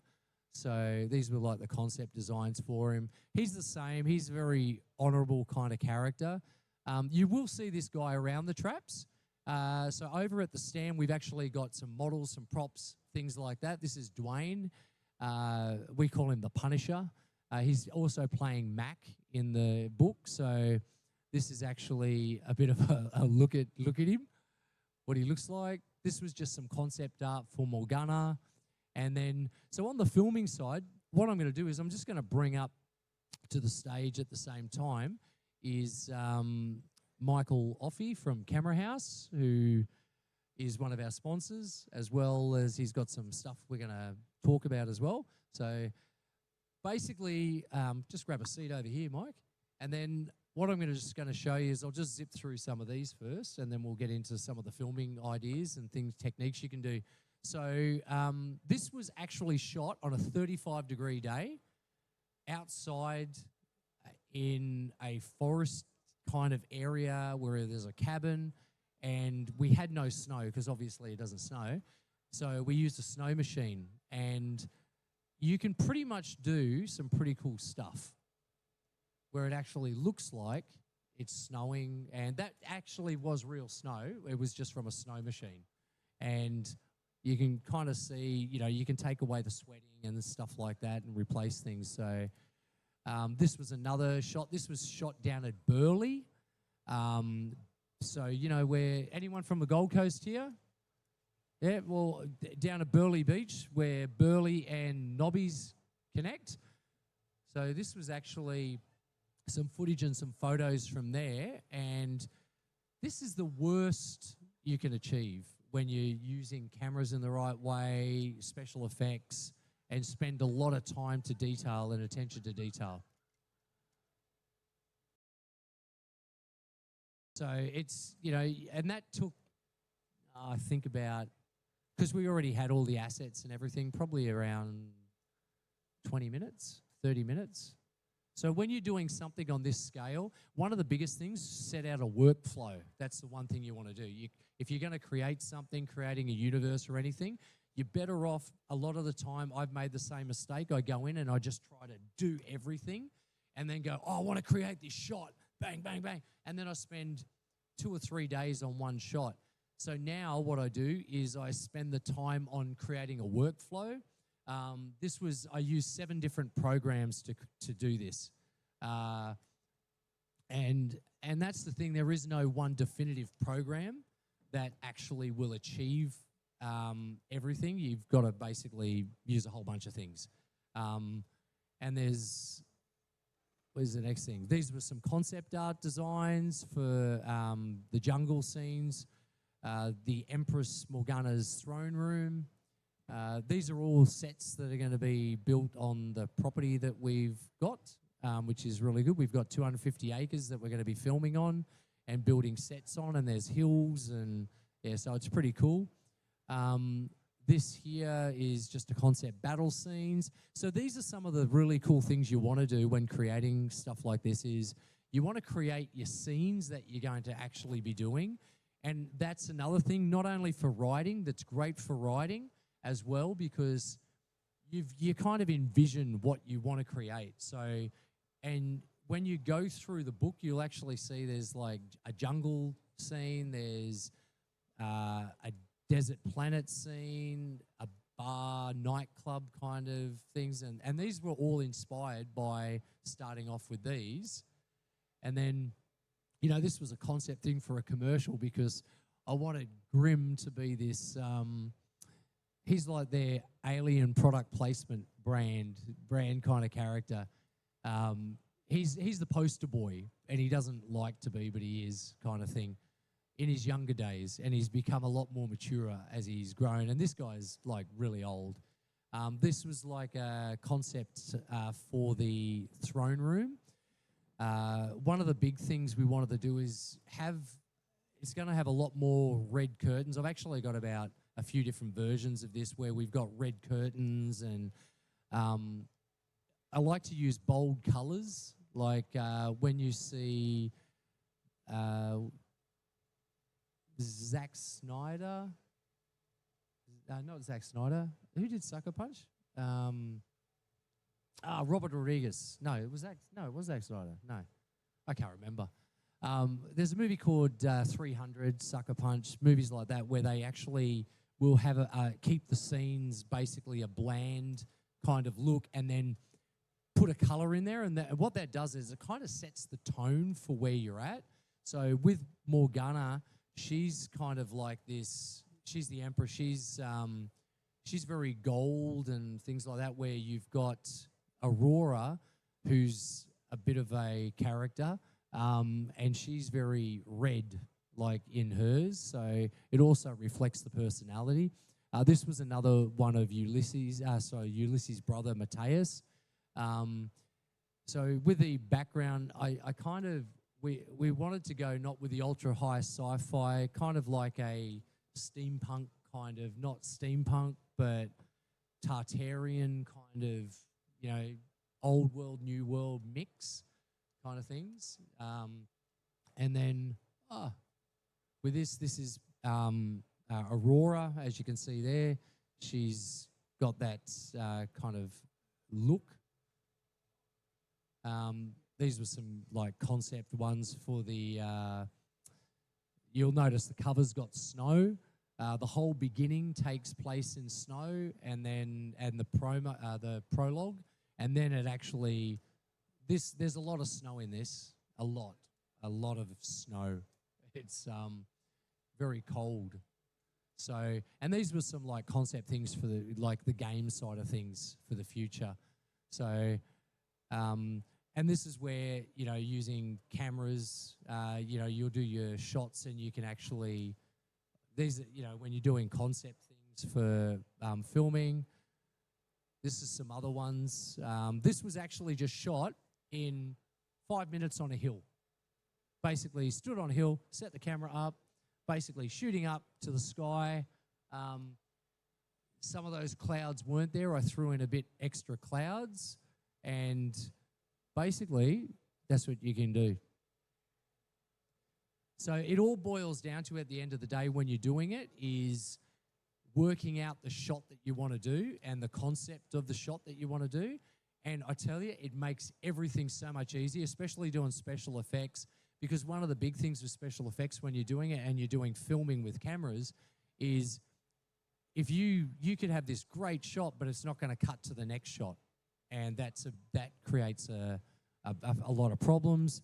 Same sort of thing here. This was actually just shot at the truck, and then you can drop in a background. But so that's actually the back of the Titan. It's trippy, eh? So that's actually the Titan, and you can kind of just moving around and then just plate it off to the side, because what happened, that was Supanova in the background there. So that was actually just shot here. Do you remember when we did that filming down on the Gold Coast? And with Andrew from Supanova was in it, and they were walking through. So that was actually just a shot at the truck, and we just basically were shooting the truck like this and then shot across, and then that's basically what you could do, just plating things. This was part of the original footage where we were really fortunate. We found an old cabin out the back of Benogan on the Gold Coast. A friend of mine had it on his property, and we went down there and just basically, it was great because we had access to this cabin we didn't have to come out of, and we just set things up there. This was in the pond next to the cabin, and I just threw dry ice basically a block of dry ice, threw it in this little pond, hopped in the pond, had my hand sticking up through a puppet, which we originally did the beginning one, which was basically rising out of the water. But check this out. This is when you can basically animate and go next level with it and change things. And yeah, you can go ridiculous with it now. The technology has advanced so much with what you can do. This was the same nightclub kind of thing. And it was basically, you know, a whole bunch of characters in a bar. And we had like, I think about 20 different aliens, just prosthetic masks, and they're all just walking around, moving the camera around, you know, camera with a bar guy. This was actually a static shot, and I just animated it through using After Effects, jiggling around, pulling in and out, things like that. These are like some of the special effects stuff for the characters. That's Grim, who's and then this is where it's really cool. If you've got all the assets, you can now, when you're doing this, to get consistency, you actually have to have a front shot, a back shot, the side profiles. The more reference images you have, the more consistent it will be. Because this is the big problem. Does anyone here ever use AI, or have they used special effects? You've done, yeah? Have you noticed if you try to get something once, you can never repeat it? You have to do a lot of work. It's basically 7 programs. Yeah, but you have to start off with having your original concept art and concept stuff. Check this. So this was a concept thing of Grimm, and this was just animating him, but this was a vector image, and you can basically go ridiculous. You know, this was another one. These were all sketches, and then that's where, you know, obviously my skills kind of die around like, oh, where is it? Around this area, but this is where you can do this, and you can basically turn it into 3D models, which is really good because when you've got a 3D model of the character, you can do cool stuff like this. It even looks like Brian. So, and he's going to have actually, the character has tats up his face. So originally we were going to make him more humanoid, but then we changed him because you know why. We won't spoil the book, but, and it's good. And this was a business card for one of our characters, Dwayne, who's also Mac, but one of his collector card things. And he always hassles me about never putting, yeah, he hasn't got a banner. So I made him this. Cheer him up. And that was because we fed in the armor, I've got shots of Dwayne, all the characters, all the actors. We actually have front, back, sides profiles of every character. So I've got my drive's 4.9 gig just on the Garrison 7 stuff. And now that I'm doing this stuff, I'm going to have to buy more drives. These are all the ship designs that Dwayne's done. So these are the ones that you see down there are just concept ones. And basically, when we're doing them, then we've now taken them to this sort of thing. And then Dwayne uses these things that you see around Supanova, the signs up the top. That's the materials that he actually builds the concept stuff. And then once he does those, what we can do is we can scan them, and then we're starting to 3D print. And then I tell you, because it makes it a lot easier if you want to swap things on a ship now, because once you've scanned the base, you can 3D print them, you can print the helmets, you can basically do everything. Oh, there you go. So this brings me to the next phase, because what we've basically got now is we've got the land, and we're in the production side of things, and we're obviously got the cameras. I'm using Panasonic GH5, which is we've been using for like behind the scenes kind of stuff. I've got the Black Magic, and like Michael's here to talk about some of the things that we actually use. Drones. One of the cool things, there's drone footage and stuff like this. So have a chat, Mike. Yeah, just talk into that. That'll. Mic on? Oh, Hello, testing. Could you turn this one on, please? Thanks. Hello, testing. Yep. Yeah, we're live. Okay. Talk into it. Yeah, talk into it. Okay. So it's come a long way in the last probably 10 years or so with what you can get camera gear wise and how accessible it is and how affordable it is and what it actually can do for you. So now you can get even just cameras like this, which is a GH5 as Scott was talking about. A lot of TV commercials and a lot of documentary work have been shot on that. A lot of short films have been shot on those level of cameras.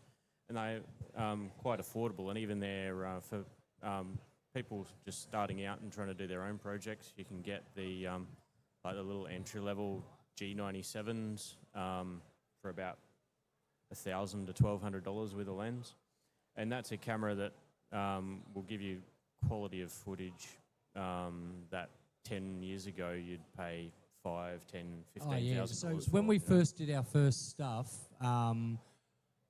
like not for Garrison 7, my first music video. Oh geez, we used a P3 or whatever they called it back then, and there were so many problems when doing. You had to rotoscope everything. Does anyone know what rotoscoping? Yeah, so you had to rotoscope all the characters, and I've got this superhero, like a superhero thing called Danger Man. You can see on, I think it's on YouTube and stuff like that, but it's like a music video, and I actually had to shoot it a specific way for that simple reason, because we couldn't achieve.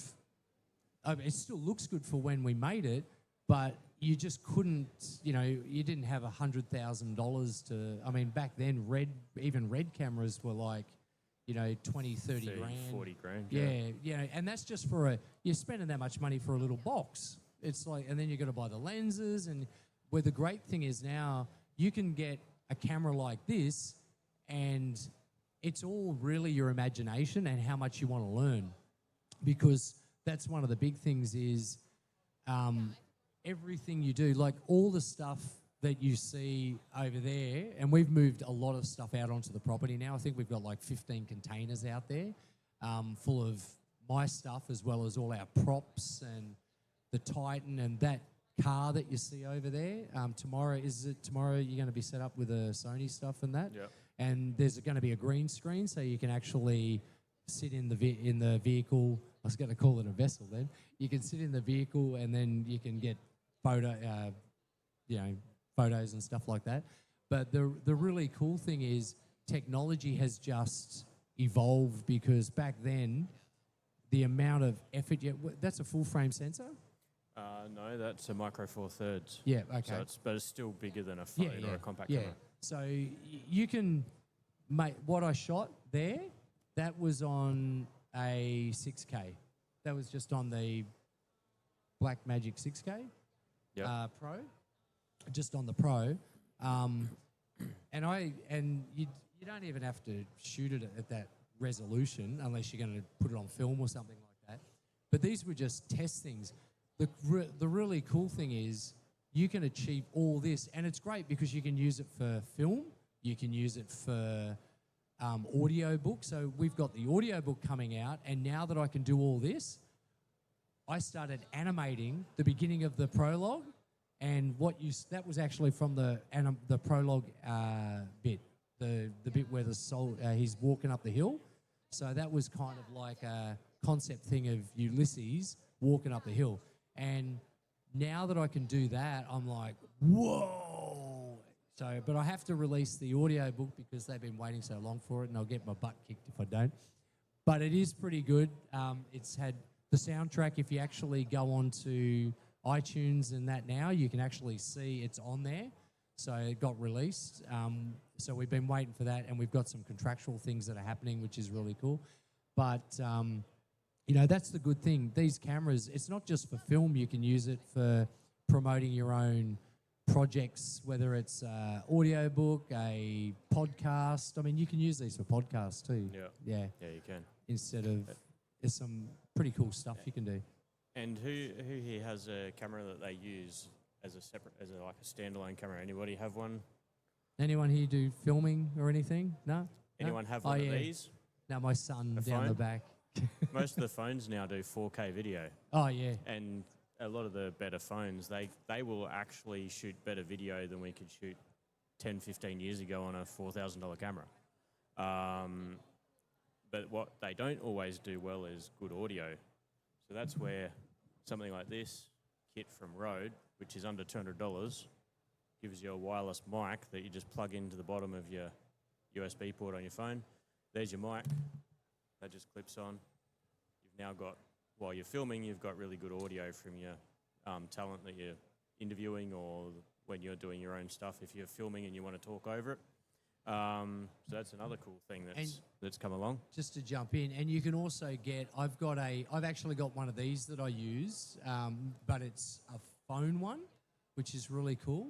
So it's basically a gimbal for your phone, and those shots, like those type of shots, because sometimes you can, it depends on what you're going to use it for. If you're filming to use it as a promo, if I'm doing something for a web or something like that, I won't actually use the big cameras or anything, because I'm going to use it. It's going to be a quick throwaway, and I can go out and do a whole bunch of stuff with a little gimbal thing, film all this stuff, which is what I've actually done a bunch of stuff for the audio book and just some web promo stuff. And that's the other thing you've got to, one of the things, because otherwise what I've learnt is you end up with so much footage that you go, do I throw it out? Do I keep it? Do I throw it out? The very first version of the cover for this is 16 gig. I don't even know why I made it that big. I'm just lucky it's 16 gig.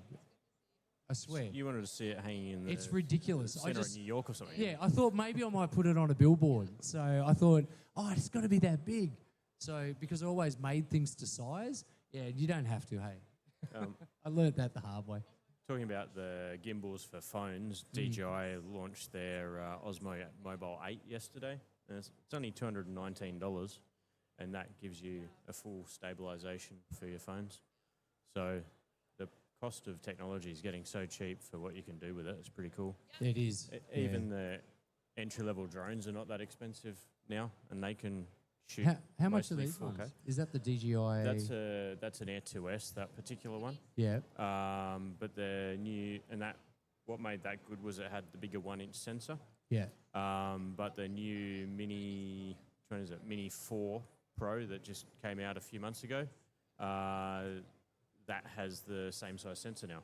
And it's under 250 grams. You don't need to register it. You don't need a license. So I've got this one called the Avata, and Avata 2, I think it is. But I got that one only because you can go really fast with it. So it's basically like a race car in the air. This thing's amazing. And I'm using it in the promo stuff because I'm just trying not to crash it. I broke a blade the other day. And so it's pretty amazing what you can do now with technology. I mean, it's just become ridiculous that you can, it blows your mind. You know, you can do all the stuff that you saw just before to and beyond, you know, and it's pretty amazing. So it's, do you have anyone got any questions? Got a question or anyone? Anyone? Yeah, hang on. Oh. Hang on a second. Did you use Sora? No, I haven't yet. My son was just telling me about it. He wants me to get it for him. No. Sora 2 was already out because I've seen YouTube videos where they make I'm still one of those old school After Effects guys, but yes, I am. But I a friend of mine developed these things years ago where it was a really good platform with After Effects, which is the animation software, called Video Copilot, and Andrew Kramer. So Andrew did all the, Star Wars, Star Trek, and the new Star Trek films and that. So he works for J.J. Abrams, and they have that studio called Bad Robot. I think it's Bad Robot. And but the good thing about learning that the old way is because the stuff that they're using now, believe it or not, you look at it and you go, oh man, I know how they've done that. And you actually do, because I'll tell you the problem that I see is going to happen with AI. AI is not neither bad nor good, right? It's a mathematical equation, right? Now, the good side to it is if you comprehend how the technology actually works and how you want to use it, it will assist you to make really cool stuff. But if you think you're just going to pump in some words and go, and then they say, I created that, well, really you didn't, because everything we've got, it's actually referenced off art that was created, right? And that's where you're actually creating. Because what it does, it just makes, I can spend less time on doing like storyboards and stuff like that, where I can pump it into building and creating things, right? So in movies, they do things called previs, and you know what previs is? So on Wolverine, the Wolverine one where I think it was just called the Wolverine. My mate was the previs guy on there, and he said they did all these amazing fight scenes. Like, you should have seen them. I was looking at these scenes that were like incredible. They did it on Terra Nova as well, and they do all these amazing, dinosaur scenes and all the fight scenes with Wolverine and all this stuff. And then they take it to get it, the production, and they go, oh, nah, we don't want to do that. We're not going to do that. And they cut it down. They just go chop, chop, chop, chop, chop. Yet they'll spend $200,000 deciding on what shoes Hugh Jackman's going to wear of a sports sneaker brand because it validates their jobs. And people don't like me saying that, but that's the reality of it. That's actually the reality of the industry, where people that, I'm just going to say it. You'll get people with no talent, and I'm not being mean, but you've got all these people that hold them up, doing all the work, making them look good, and then they're the ones making all these bad decisions that affect the people down the bottom that are doing all the work. So what we do at Generate is all the guys that actually, Dwayne, even down to my kids, like I'll show things to my sons and say, what do you think of this? And I actually listen to them because they're the generation that are actually going to be buying cameras and wanting to make things and do stuff. Hey, and this is the thing with the industry. So I think AI is fantastic if you use it the right way. I don't think it's gonna go all Skynet on us. If it does, I tell you, the people that are doing the wrong thing are the only ones that are going to have to worry, because it's a mathematical equation and it answers to quantum. So, you've got a quantum computer making quantum decisions on quantum math. And this is the cool thing is people don't even realize this. If you take, you've got the comic artists down here, you take their artwork and you try and run it through the AI and then palm out artwork like that, believe it or not, it actually registers it and keeps what you call a default or a dishonor log, and then it marks your IP address and marks your things, and most people don't even know that. They don't even know it. And I'll tell you where it will hit. Once you get all these digital ID things, they'll be docking your bank accounts like that, and you won't even know it's coming. And that's what it's designed to do, but that also goes for the people using it as well, because ultimately at the end of the day, it's there to enhance, not to take over. And I truly do believe that. And only from experience and using it, not only just with this, but in other realms. So it's got some really cool stuff that it will actually do.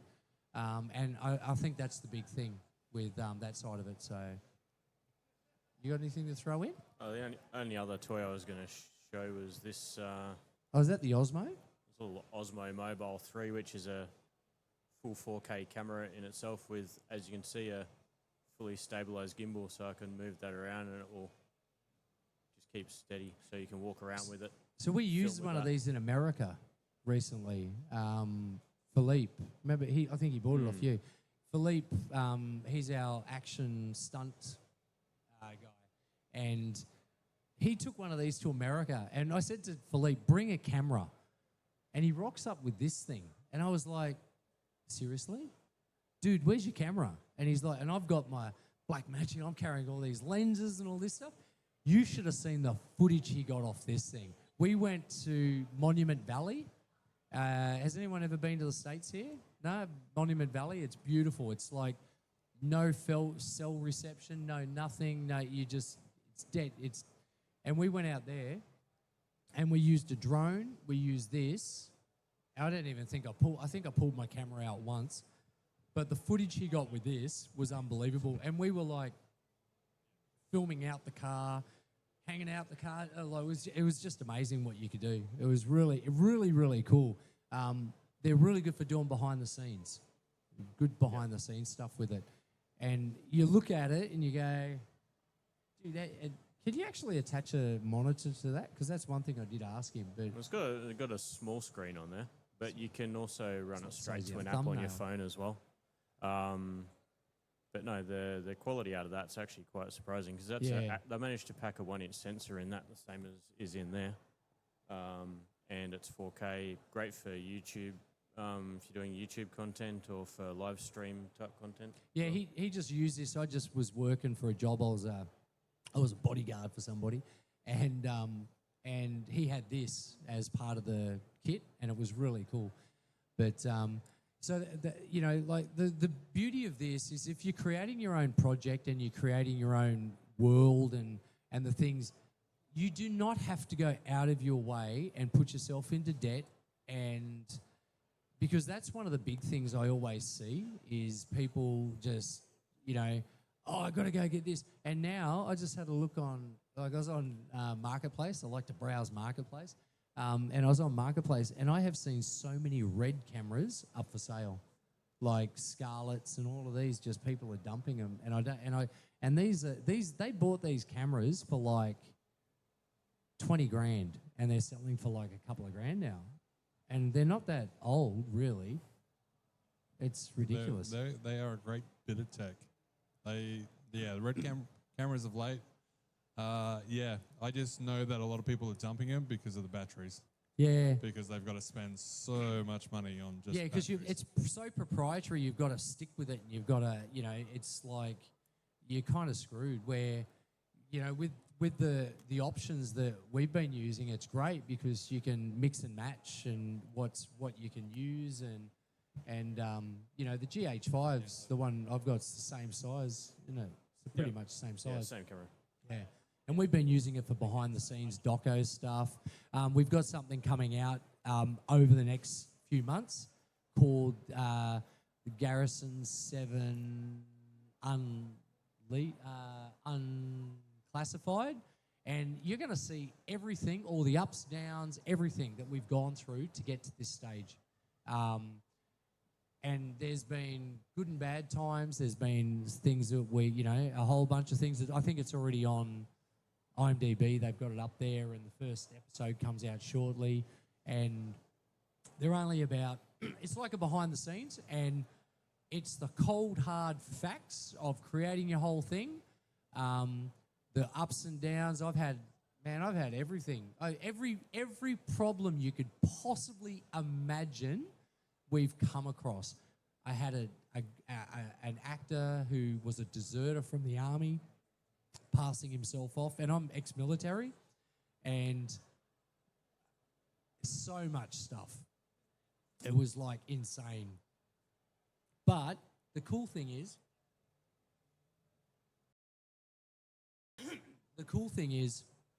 you know, Supanova has supported us and sponsored us throughout this whole thing, and we wouldn't be here if it wasn't for them and all the fans that, you know, have been supporting us, because it's been insane. Are there any more questions before we wrap it up? One right at the back. I feel like this one's going to be good. Going to get straight to the point. He's trouble. Or the nitty gritty. What's your question, sir? What's your name and what's your question? My name's Logan Brewer. What's your full name? Logan Scott Brewer. Is that really how you say your name? How do you say your name? Yeah, all right, Logan, how can I help you? What would you like to know? What type of AI do you use? Sorry? What type of AI do you use? He wants to use Sora. So he's been talking about Sora 2, which is you mentioned before. I've used a bit of the Photoshop AI in there. I've used a little bit of Midjourney. There's a really good one called Nano Banana that you can use if you want to swap backgrounds out. So what you can do is actually put your image in and say you go, I want to keep the character, but I want to make it a transparent background. It actually does it. Our photographer put us onto that. He goes, because I was cutting him out. And he's like, I said to him, how do you do it so quick? And he went, I don't know if I want to tell you.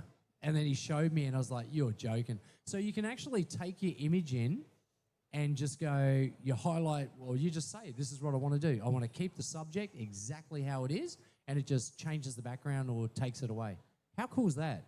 Because that saves you, I don't know if you know, but to cut something out takes hours.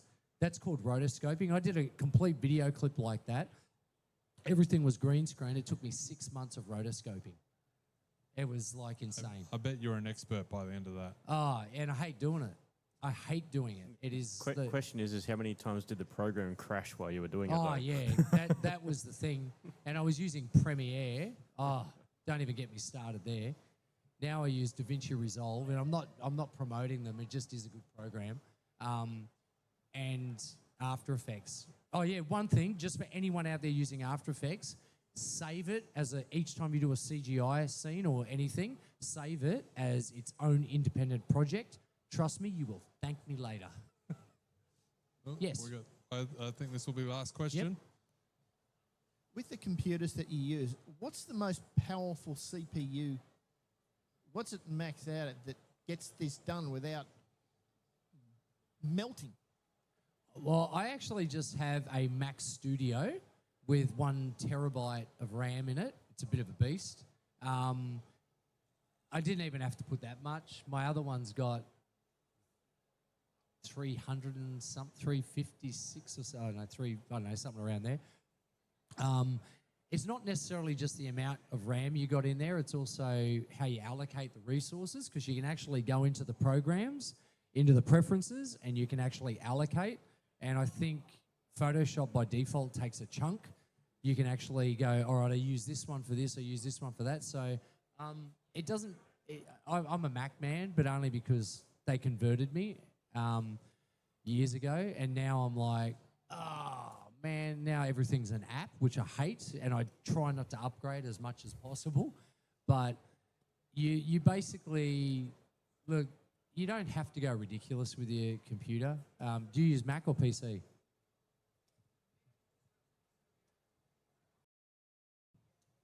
Xbox. Oh, Xbox. Oh, that's a game, isn't it? I'm terrible. Console. Oh, console. I have no idea. I would speak to a gaming guy. These guys over here, if you've got that sort of question, I would go and ask them, because when it comes to games, son, does Dad play games? No, he actually uses the computer to work on. Well, amazing. Can we please give it up for Scott? Thank you very much. And Michael, he'll be over at the stand. Yeah. So where can we find your stand?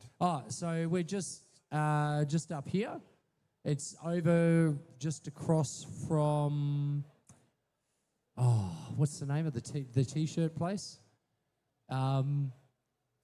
This one with the yeah, it's just flag up on this aisle up here. You can go up there. You can see that there's a dune buggy kind of car out go the front. find out. Yeah, yep. I'm not sure what number it is. But basically, it's just straight up there. You can see we've got one of the vehicles that we're working on at the moment. It's being skinned.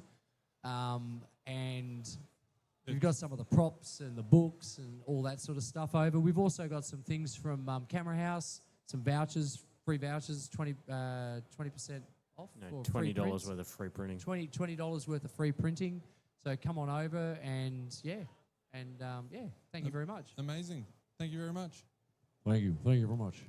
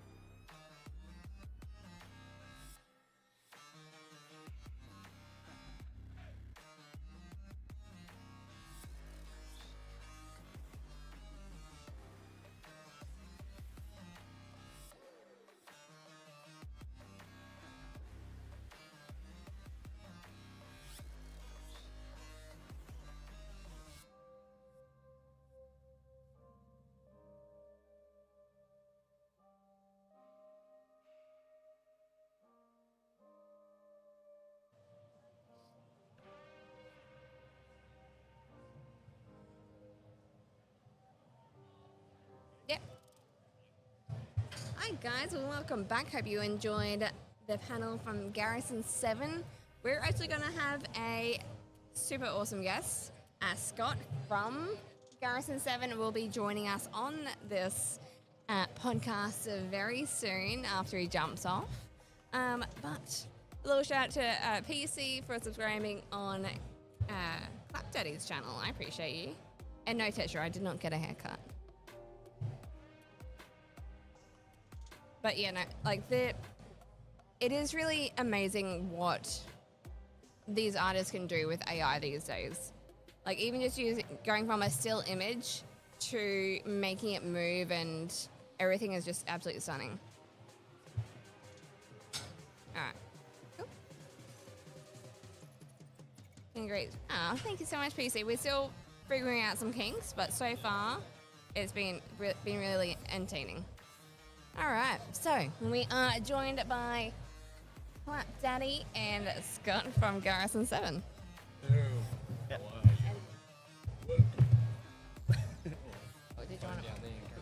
I'm gonna pull up my chat on my phone. Yeah. Oh no, I'm pulling up chat on my phone because we're gonna have. I'll put mine on silent because apparently I actually had someone ring me on stage. Ah, that's not ideal. I saw Jackie Chan. It happened to him. He's like, "Hey, I'm in the middle." All right. Oh my god. Oh hi. Yeah. Yeah. So yeah, that's actually how we're streaming. Is we have two computers that we're sharing from and a third one. Oh, now I know who that guy was. Yeah. That's our producer. I said, "Oh, g'day, mate. I saw this guy. I did something wrong." No, not yet. He's just kind of shifty. But yeah, if you want to tell us, they actually just watched your panel. Panel. Cool. So we switched over to the panel. You have the audio and the video for it. So now we're switching over here and trying to get if anyone has questions or any things that you want to dive in a little bit more in depth with that you feel like you might have missed? Anything really? Yeah, I was glossing through there because we were showing off some of the stuff that the cameras. Tomorrow we're actually gonna have more stuff. Oh, that reminds me. Did you bring the car? Yeah, yes, the buggy. Yeah, it's over there. Yes, Okay, 100%. I need to go take a walk over there because I was able to do They that. took the security took the key off me. Apparently, it sounded too mean and nasty. Is it a Subaru engine? Yeah, I drove it in, and I just touched it. Like, it had a bit of. It's got a bit of power. Yeah, a little bit of power. Yeah. The old Subaru motors. You said it was like 2004 or 2003. Yeah, it's actually older. It's got a old Subaru 4x4 motor, so it's actually 4-wheel drive. It actually really is 4-wheel drive. It's not like 2-wheel, and it's I took my son for a drive in it, and he was like freaking out. So it was from school. No, we went out to. So my mate makes the cars for the movies. He's done stuff on Mad Max and all those films. Mick Van Morsel, and he's an awesome bloke. And we went out to his place when I got it off him, and we took it for a drive up the road. And my son was like, my youngest one was like, yeah, faster. And so we're on his property, and took it for a burn. Nice. It's got some guts. Yeah, it's pretty cool actually. So it's fast. Since they don't know what we were talking about, sort of, there is a. So, we do have a question from the crowd. Oh, already. Sure. Where can I get the books from? Okay. So you can buy it online at jenna8.com. It will be available tonight on there, I think. I've just got to turn the shopping cart on or something. And you can get it at Supanova here. So that's correct? Yep. GENA8.com. There you go. Yep. Put it in for a chat for you guys. Yeah. Oh, cool. Yeah, no worries. Thank you. Absolutely. Makes it easy. Oh, it is. Yeah, Yeah, you it is. I you should talk to do everybody these more around often. here. These are great. Well, that's kind of the plan. This should be a concept for traveling every Supanova that should be at. Yeah. Oh, it will be. Yeah. Yeah, we're trying. No, it's good. It's awesome. It's a great setup. A bit better than Adelaide. Sorry? A bit better than Oh, Adelaide. do you know what? It was fun. It was fun, but because I tell you, I'm actually really bad when it comes to interviews. Because I enjoy this. This is fun. This is actually fun. This is how I prefer doing it. I'm like when it comes to because I think I'm a bit of a wild card, and people like I don't know if you heard me then, but that's what the industry's like. People don't want to believe it. Yeah. And it is. It's like and then sorry, one of the guys poking a face at me. Yeah. And it's like I think I saw this thing once which I mentioned to you in Adelaide. Yeah. I think it was Robert Rodriguez said competition is good because it is. It makes you lift your game. It makes you, and there's all these things out there, especially like just with AI, for example, people are either terrified of it or they're just going, oh, yeah. It's neither good nor bad. It's your volition as a person or a man or woman of how you're going to use it. Right. Yes. And that is what it is. It's ultimately at the end of the day, if you've got bad volition doing something, it's going to bite you in the butt. And if you've got good volition, it'll just get better and better. And I think that's the key is, you want to... That's what we've always done with Garrison 7. Like I was saying before, I've endured, oh my golly, we've had people try to take over the production, like boot me out and all this. I'm the creator. I'm like, really? It's like funny. And it's really cool because all my friends that have stuck by us and the actors and the creators, I told you that story how I went to America. Yeah. I'll tell you the quick story, but basically I went to the States, took all my stuff over there to pitch it, and then I met a really cool guy over there who set up a whole bunch of meetings after I'd been to a couple of really crappy ones. Yeah. Can I say crappy? You can say crabby, shitty. Okay, cool. Yeah, it's fine. So, whichever words describes it best. Yeah. So, and then what happened was, we just hit it off. He set up a whole bunch of meetings for me and said, look, I'll help you do this. And so my first lot of meetings were all the low end. Yeah. And then I ended up going to, Disney, Warner Brothers, all these big ones. And I went to one of these major studios and they went in and went, oh, we love what you're doing. It's great. It's fantastic. It's so cool. It's all this. And I was like, oh, cool. And then they said, so what we're going to do, we'll bring in our team. We'll do this. And I said, oh, and I'm thinking, oh, wow, you're going to work with the guys that I'm working with. And they were like, no. They've done what they've done. That's great. We're going to bring in our guys. And what they were basically saying is we're going to get rid of everyone that's helped you to get this to here. And then we're going to bring in our guys and boot them out the door. And then we're going to take over. And we'll give you a little thing down here, which is why I think it hasn't been, copied since. But the cool thing is, when I said, I can't do that, he goes, well, that's how Hollywood works. And I said, no, well, it doesn't. And he goes, well, have you signed contracts and that? And I said, well, look, I gave them my word. These guys are my friends. And they kind of... You don't burn bridges, too. Yeah. And I think anyone that knows me in the industry knows I'm a stubborn pain in the butt that won't bend the knee. I'm not in the industry, and I know that about you already. Yeah. And I'm also nice. Yeah. I can be mean if I have to, but I try not to. But the thing is, at the end of the day,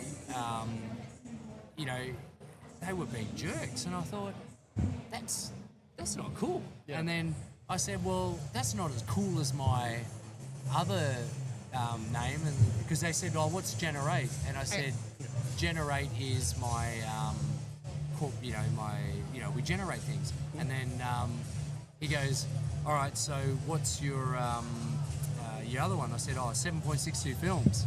You don't want to know what I said after that. Yeah. I know it is, but I'm not telling you guys the stream. It was pretty cool. It was pretty funny. Yeah.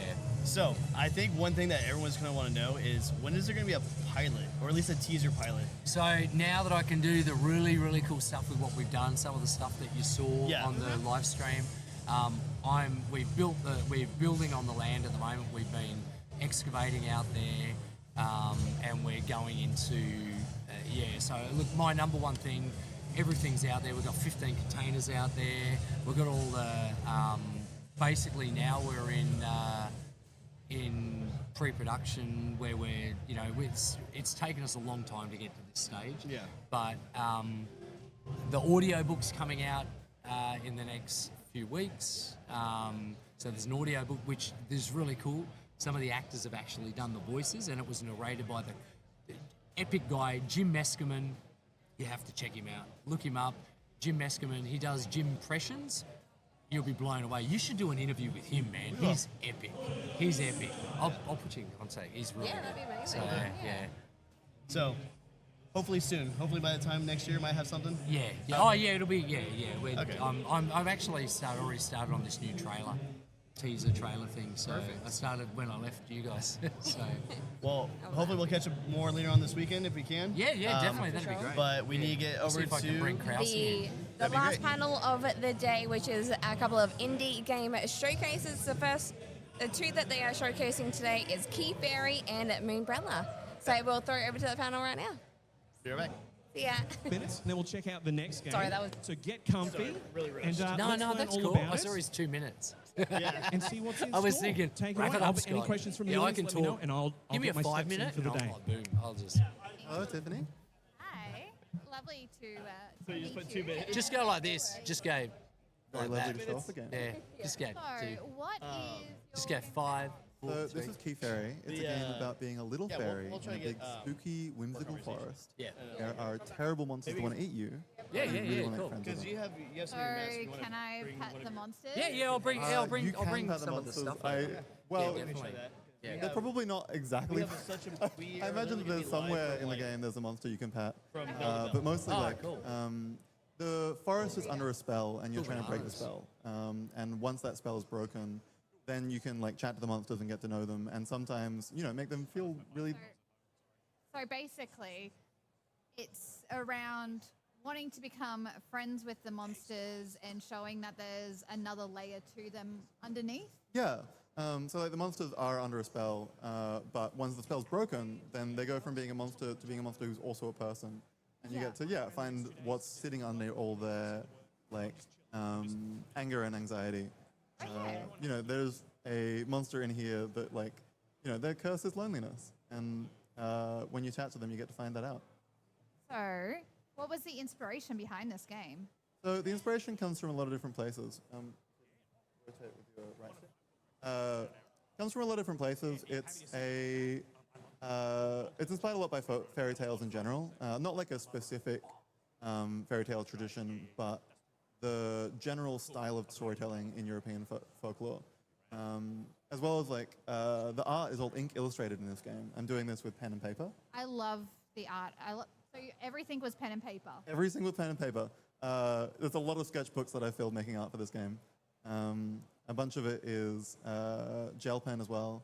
Do you have a favorite type of gel pen too? I do. I could go rush and grab it, but I think that would disrupt it slightly. Look, I think if I spoke about pens, we might be here all day. So maybe I'll skip that one. All right, so how do I actually play? Because I accidentally skipped the tutorial, and I probably shouldn't have. Okay, so this game is, you have this very floaty, graceful movement. You're like kind of ice skating around the world. She's very pretty. That is actually artwork donated to us by Leonardo da Vinci. They personally contributed. Oh, awesome. The character also has a grappling hook, which you worked out. So I've got the grappling hook down. And so you can use that to grapple onto the center of the statue here and then spin around it and do like a kind of dance around the statue. Yeah, so if you point towards the center of it, There you go. grapple, and then spin, and now you've opened the door. So you've like lit up all the runes, which has opened up the door, and you can continue and explore. Awesome. So how long, because you've drawn all this with pen and paper and ink and gels, how long did it take you to do all of the art and bits and pieces? Well, it's been, we spent a little while making this game, and it can get tedious at times. If you hit A, you can open up the dialogue again. Yeah, and like, we're trying to go for a really like fast and loose approach to the art. Yeah, so it's like, you know, you're doing it on paper. When you mess up in pen, you just have to live with it. You know? Yes, it's always going to be there, and even if you get the whiteout is still not going to work. There's definitely some things I've taken to whiteout too, and I think like. Oh no, I got the monster. The monster's being mean to me. Yeah, so no. the monster, you can't pet the monster while the monster's trying to eat you. That's But a I notable wanted quality to of pet monsters. the monster. I highly recommend trying to pet a monster after they've decided not to try and turn you into their next meal. Yeah, so we're going for a really like rough approach to it, and that means that like, so if you're trying to dance around this monster, don't touch it. But if you collect these broken stars, Okay. then And I go running into the stars. Yeah. And then. Look out, Tiffy! and if you collect enough broken stars, Okay, I got those ones. Yep. 2 down. Okay, so.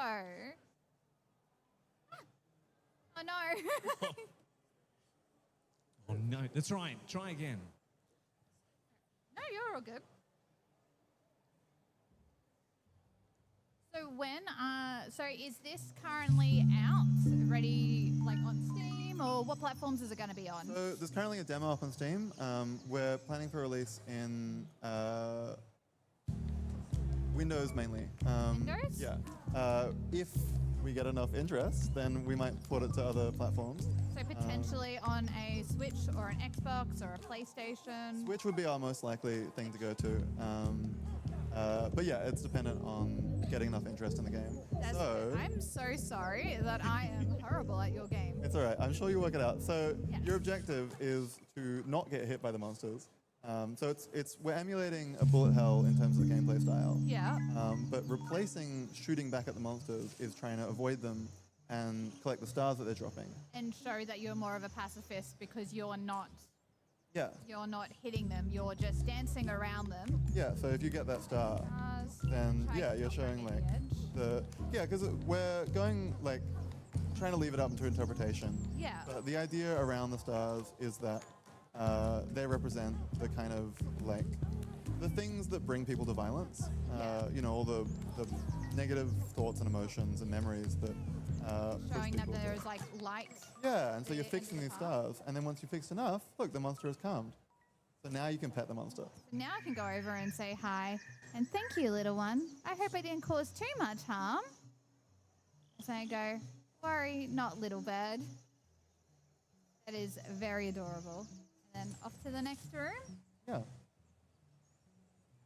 So you said early next year, was it? Oh, yeah. So our planned Early release next is year, early one next year. release. There will be an announcement for the release date in November. We're hoping to get it out to streamers like you to have a go of it as we ramp up to the release date announcement. Yeah. But yeah, the aim is early next year, kind of the first quarter of next year. We're really, really excited. So is this the first game that you're releasing? So it's the case that like for most developers, there's a lot of things that don't really see the kind of broad public light of day. So we have a lot of like really tiny non-commercial projects that we worked on in the past. And this is like my co-developer and I, this is a two-person team. This is our first like full proper commercial release. Oh, awesome. So beforehand, there was a lot of just smaller things that you kind of made just to test? This is kind of like a spiritual combination of two games. Like I made one that was just ripping off of the Eater of Worlds from Terraria. Yeah. That had like the ink illustrated art style. And the other developer made a game that was like a similar kind of like non-violent bullet hell, but in like a really simple abstract way. Yeah. The designer does really good graphic design, unsurprisingly. Yeah, and so like we've worked on like a lot of really tiny things. And so this was the first thing that you collaborated on well, not the first thing you collaborated on, but the first outwards commercial game? Yeah, Screen Queensland and Screen Australia offer games grants. They are a really like important part of our process.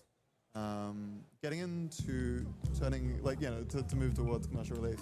And so we were working on this game and pitched it to Screen Queensland. Ended up getting funding for it. Oh, that's awesome that they're just, it's so great to see that there's Brisbane devs that are getting funded, because you don't hear that much of Australian devs in the gaming world. We hear a lot more about overseas, but it's so great to play like homegrown games. Yeah, absolutely. I think it's like it's really beautiful, and I feel really sorry for like in America they don't get that. Yeah. They just have to rely on like investors and stuff like that, which is Which like Kickstarters yeah. and bits and pieces. We were really debating whether or not to do a Kickstarter for this game, but we ended up getting enough support from like government agencies that we could develop this full time. And yeah, that like led us from these really small non-commercial things to now we have to make this for money. Yeah. Legally required You- to try and make money off of this. Yes, you kind of might need money to live and to fund some bits Yeah, and pieces. it's definitely a secondary benefit. Yes. In this economy? In this economy? Yeah. We need the funding. Yeah, it's But it's really cool that there's grants and stuff like that that there is. So did you go to school to learn like game development, or is this something that you kind of just practiced as a hobby? So, oh, by the way, that's an item you can Oh, collect. that's an item? Yeah. I was That like, one's not dangerous. okay, cool. I was like, oh no, I'm scared that it's going to be a monster that I can't pat. So did you notice the red coming in the background earlier? Yes. So that I did. represents like the danger and the curse itself. So when you see that, you know there's danger.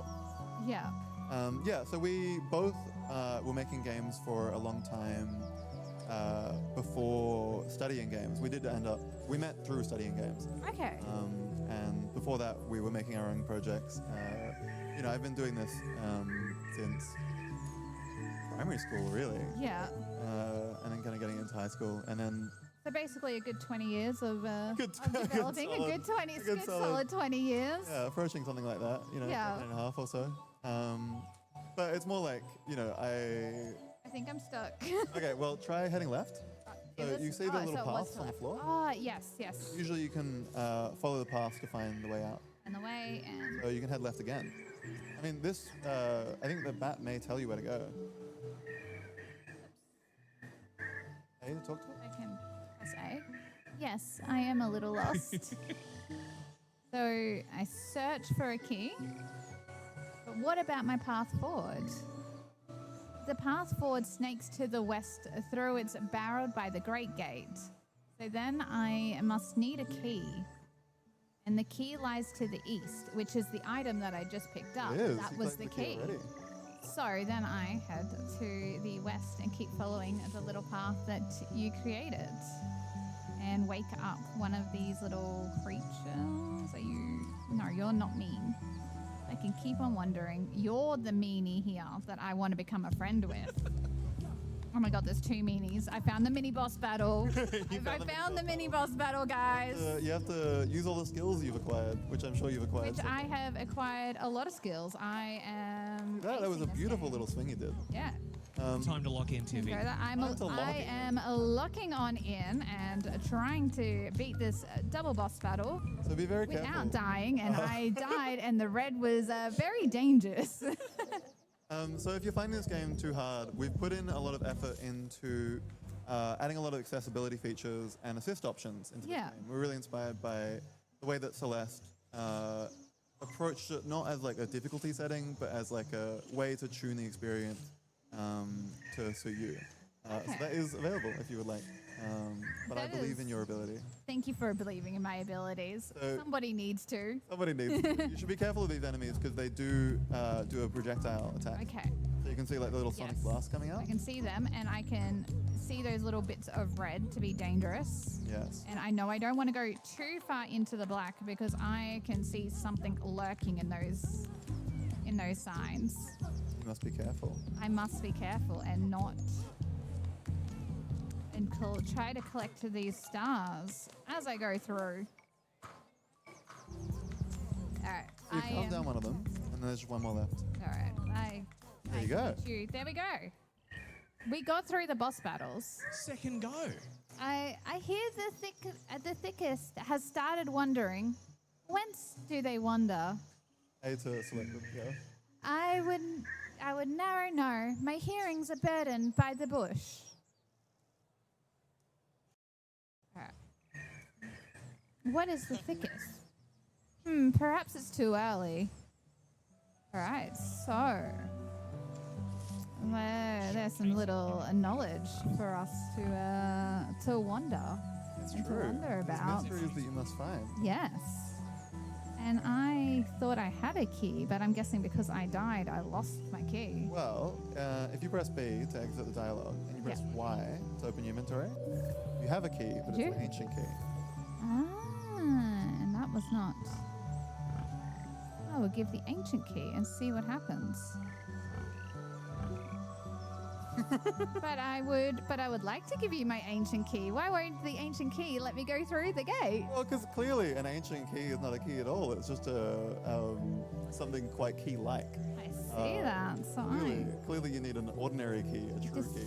an ordinary key. We need One of another you- key in Key Fairy? I know. I know. You watch. You You'll just get that collect key. all tell of you the what happens.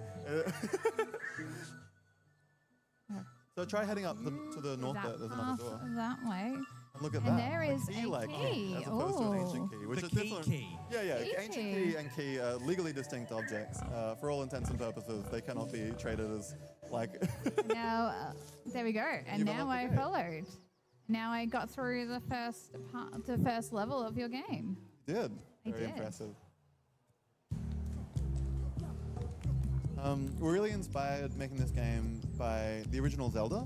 Yeah. That's why a lot of the screens are like a single, like the room is the screen. Yes. It's very much like a fun restraint and convention of the first Zelda game.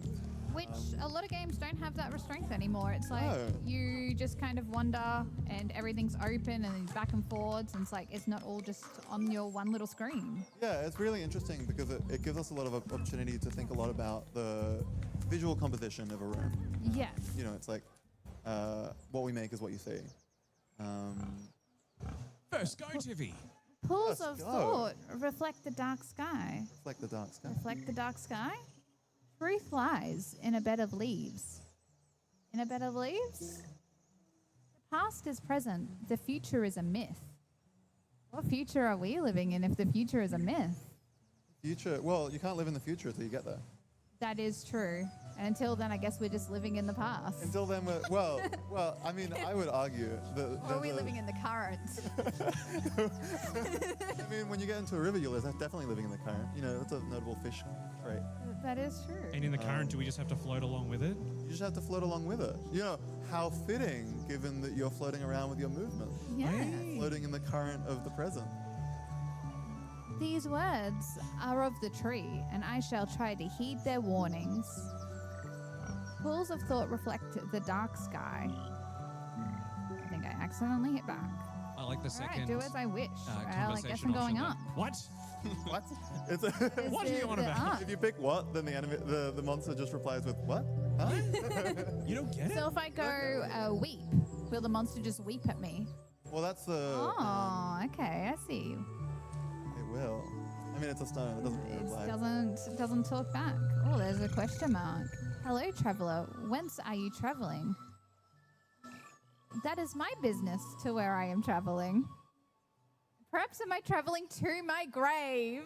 All right, thanks, game. This game just got dark real quick. Well, it's a thing that we're inspired by fairy tales, and so it's a funny thing where, I'm doing the art of this game. I do a lot of dark fantasy, kind of gloomy stuff, and meanwhile, the writer, the designer of the game, who's also doing the writing, does really quite whimsical, humorous dialogue. So it ends up with this kind of funny mash of that spooky whimsy. Yeah.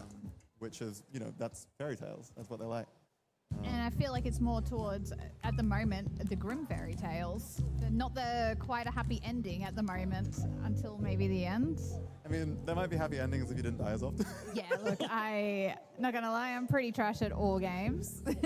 Chat is calling you out, Tiffy. I am being called out, and that is completely fair of being called out.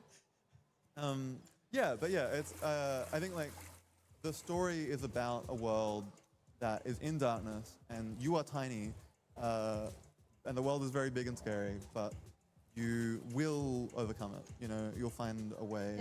There's always a way to overcome the darkness. There's always a way to overcome the darkness. Which is a very, very true metaphor. So this game seems like it's very metaphoric. Yeah, I mean, it's the thing that I should have been watching the screen and not looking over at you chatting. It's a top 10 tips for playing video games is look at the screen. Look at the screen, yeah. Don't look away from the screen. Don't play games blindfolded. Don't recommend. I also would recommend not standing next to the enemy. Yes. It's another top 10 tip. No, what is it? No pitting? No pitting. Yes, All right. so that don't hide in the corners. But I like to hide in the corners, and that's what's doing me over right now. Something about us trying to design this game is that when adapting bullet hells, which are all about blasting things to pieces, but removing the ability to blast things to pieces, we had to replace that interaction with something. And so that's where this came in. Yeah. I can see that now, from the first level, the stars vanish very quickly. Yeah, so you have to before try I can get them. Yeah. Oh, you're so close. Just to be mindful of time, Tiffy, we're going to have to go until you either win this fight. That's fine. Or until I die in this fight. I believe in you. Is No what pressure. I was hearing. The star. Oh, yes. Yes. There we go. I got there.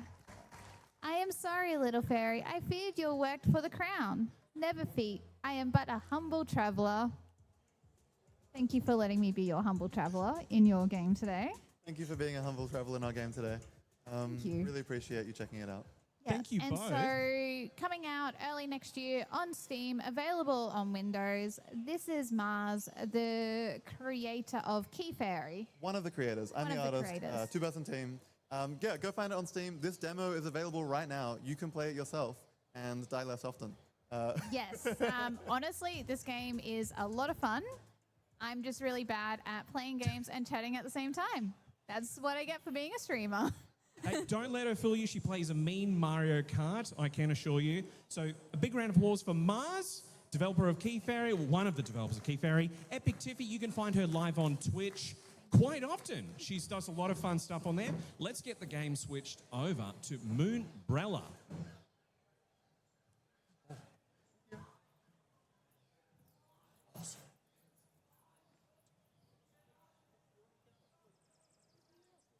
We're on camera. Are we live? We're live.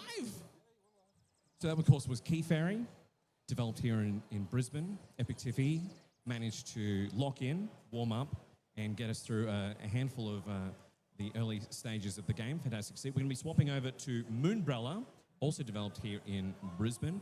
It was recently showcased at a few other conventions. Keen to see more of that. Showcasing the game, we're going to have Manda XP, another Twitch streamer located here in Brisbane, part of the overall ANZ scene. And the developer helping to showcase the game, we have Jet, one of the developers of Moonbrella.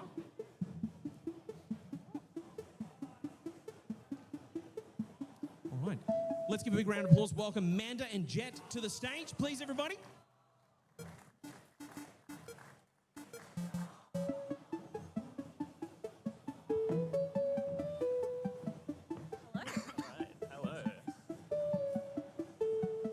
Hello, Jet. Hello, Manda. Hello.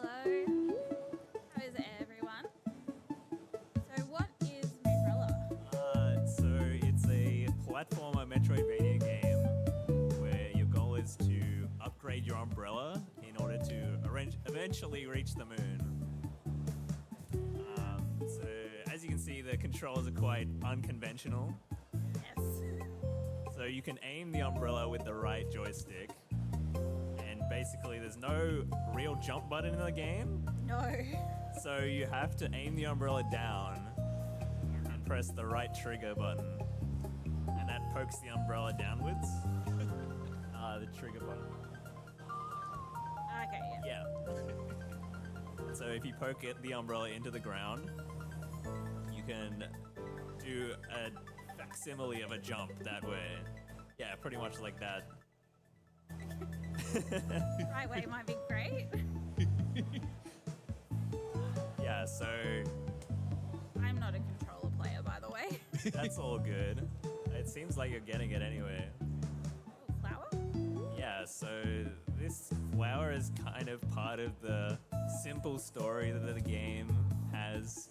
Your goal is really not only to reach the moon, but to get it out of the way of the sun, so that the sun can shine on this flower. It's basically the main goal of the game. But to do that, you have to get past lots of platforming challenges. Yeah. And what inspired Moonbrella? So there is another game that I played called Omega Strikers, and there's a character in that game that wields an umbrella.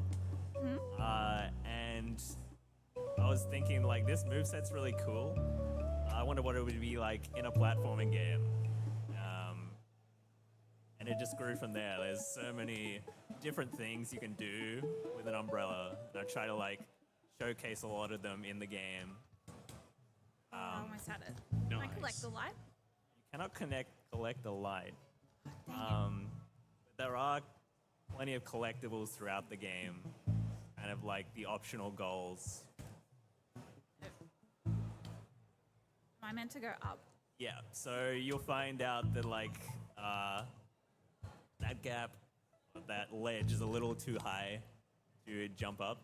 But if you go up here, what you can do is, at the top of here... I almost had... No.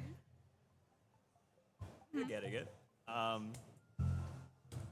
at the top of that ledge, what you can do is you can open the umbrella, and then once you're up there, so you can open the umbrella, and what you can do is you can float across, basically slow your descent. Just have to make sure it's facing upwards when you open it. Yeah. Oh no! Yeah. So that would have worked if you just left it open. That's right. I understand the difficulties with umbrellas. Whenever I go to put one away, it's just this awkward dance in the doorway. Like, oh, one day I'll get it right. Yeah. There's There's parts later in the game where the umbrella can get turned inside out. Oh no. So we got a lot of different references. So my point here, I'm to open it and then I just kind of fall. Yeah. You can just float across there. I did it. Nice. So this is where you have to try and combine the two skills that you learned. So you first poke into the ground, then aim the umbrella up to float. You can try and make it across that gap.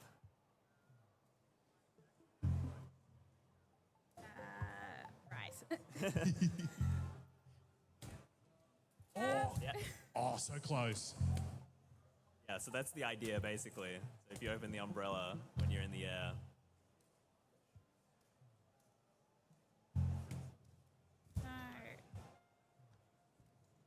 So I know this game is currently in demo on Steam at the moment.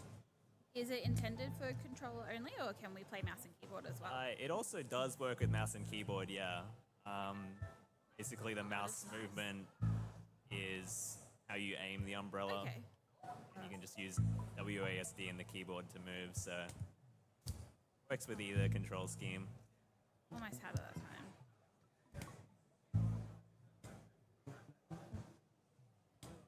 And when are you looking to release this on Steam? So the goal is mid-late next year. Mhm. Working on it for about 10 months so far. This is there's gonna be about 16 kind of distinct areas in the game. Yeah. It's all like one cohesive planet. Yes. Nice. So, there is some water down here, and normally water isn't scary, but because you're a robot, you will perish in the water. I saw before that had some sparks. Yeah, yeah. So water is not friend. Water is not friend until later in the game when you get an upgrade that makes water negligible. Oh!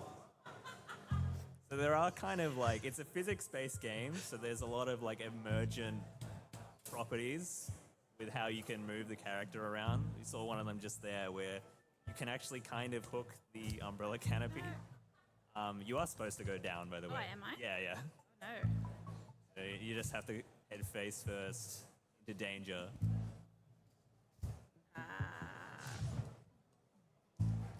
No. And as you can see, it is a little bit punishing. You do get sent back to I meant to do something with this flower. I completely ignored it before.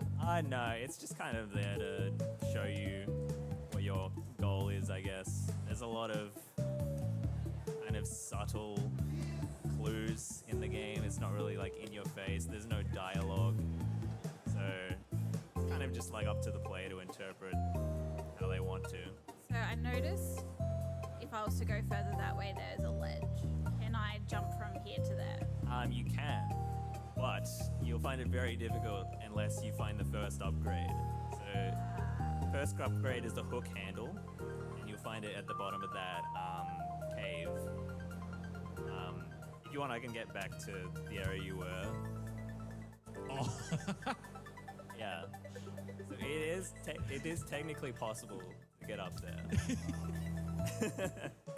I tried. I really did.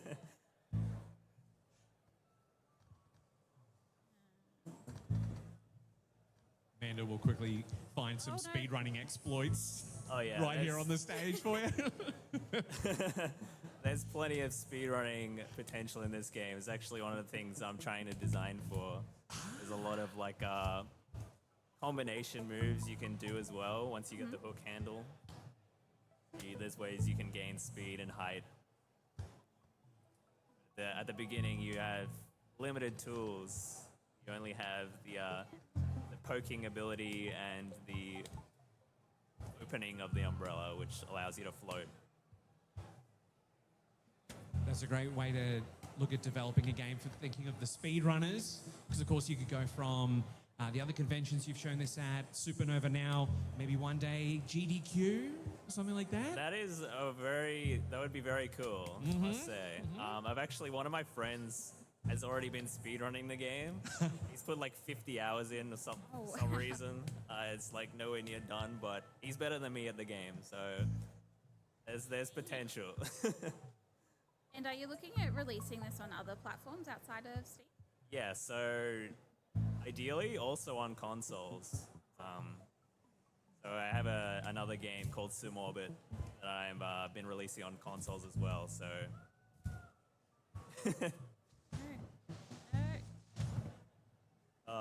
Oh no! We just got a question from the audience real quick.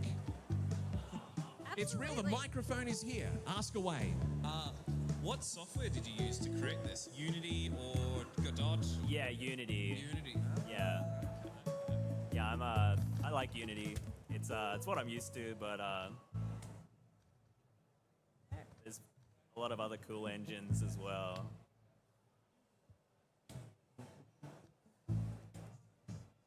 I don't think I'm giving this game justice, but it is actually a lot of fun. Thank you. Yeah, it is definitely a learning curve. Some people get it quicker than others, but it is cool to see, like, especially at conventions like this, like a wide array of skill levels. In a way, it's almost like you're teasing the game, and it'll encourage everyone here. They're like, you know, I reckon I could do that. I'll go download the demo as soon as I get home. Yeah, absolutely. Then, like, in the trailer, like, there's some funky movement. So, kind of like to tease what you can do, and then you pick it up, you're like, well, that seems difficult. No. So there is kind of an assist mode, basically. Just for the demo, if you, like, die enough times, you can create your own checkpoints. So, if you press the A button, basically that's where you respawn if you die. Okay, with the blue little hollow. Yeah. Thank you, because I think we're going to need that.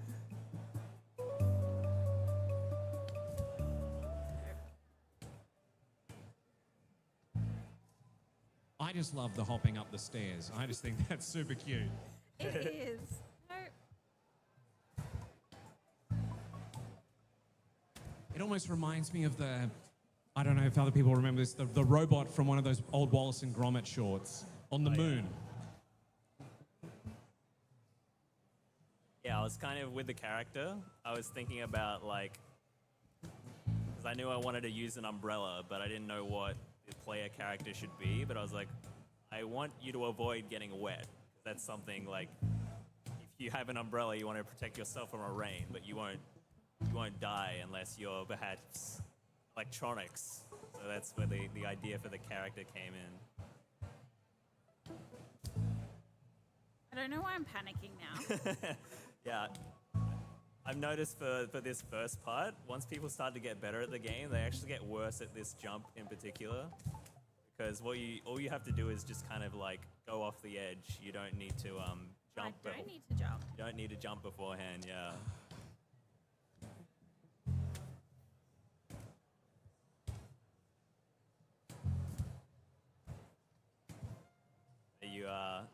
Jumping beforehand definitely is something you'll need to do for these other jumps. Because the roof kind of thing, I can see, like, the chasm kind of, like, poking down. Yeah, so it's kind of like, I want to make sure that people know how to open the umbrella and use it. Remember to make a checkpoint, by the way. Yes. Thank you. So I'm trying to design the level in a way where it actually forces you to open the umbrella for a certain challenge, because it's physics-based. You can actually just poke the umbrella into walls, and you can do all kinds of crazy stuff without even using half of the moveset.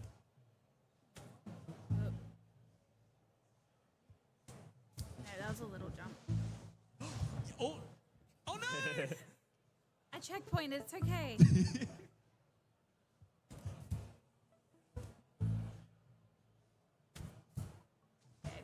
So there's, like, different ways that you can kind of get more height. So if you're poke directly down, you'll tend to get a bigger jump. But also, if you're moving sideways with speed, you'll get a bigger jump as well.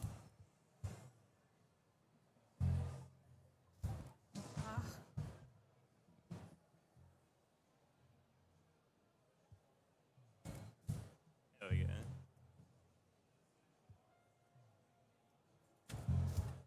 Nice. Yes. Got it. So, Oh, yeah, checkpoint. Yeah, it is actually safe from this point on. That is the last water hazard before you have to find your first upgrade.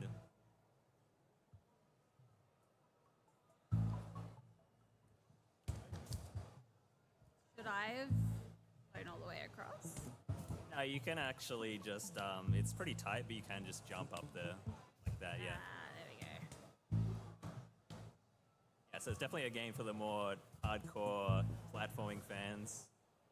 I have so many friends that would love this. Yeah. Hook handle, yes. There you go. So now if you press the left trigger button, you can hook on the ledges. And once you're hooked on a ledge, you can either press the left joystick up, that'll make your robot do a little flip. I love it. It is so cute. Nope. You can also flick the right joystick down when you're hooked onto a ledge, and that'll like allow you to jump up basically instead of flip up. Nice. Was that the intent? No. Well, that's not the jump up, but like it is a lot easier to flip up like that. So anyway, so once you get your first upgrade, you can go back out the way you came. Basically, you probably saw that ledge you were trying to get up at the very beginning. You can now get there a lot easier with the hook. You can also use it to hook onto vines, and that'll help you get out of this area. I can hook on vines. Yeah. Do I need to jump? Yeah, you got it. Oh my we can god. Swing. You can swing. We can swing. I don't think this is the right way, but. Oh.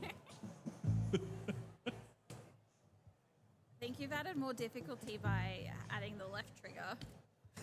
Yeah, more buttons. That's kind of like part of why you don't have it all at the very beginning. Because it's hard to get used to all of the buttons at the same time. So I try to spread it out a little bit. Also, did you see that? Open the umbrella. That was good. Style points.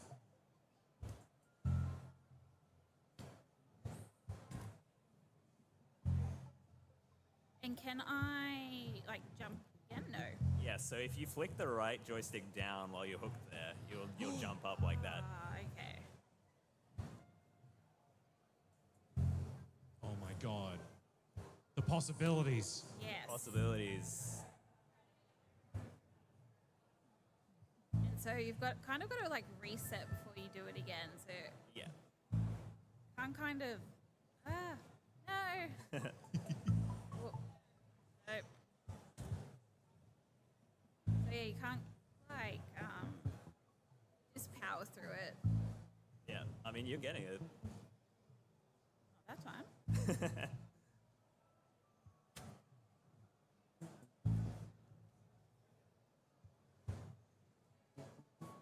So in that point when I feel like I can't re-hook, I think am I like the intent there? I'm supposed to.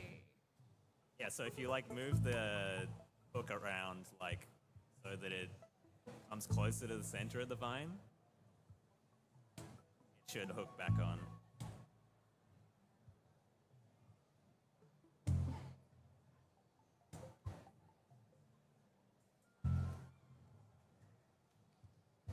You're gonna watch me struggle for a while here. All good. Hey, don't forget everyone, the game is available, the demo available on Steam. Yeah, so the demo's actually not on Steam yet. If you want to check it out, it is here just over there in the indie games section, but gonna release the demo at some point next year. Ah, right, okay. So try it here, get a feel for it. Remember to make a checkpoint. There we go.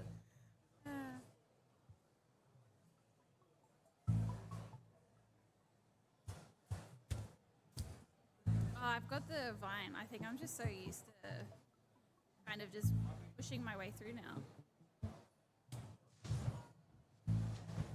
No. Yes.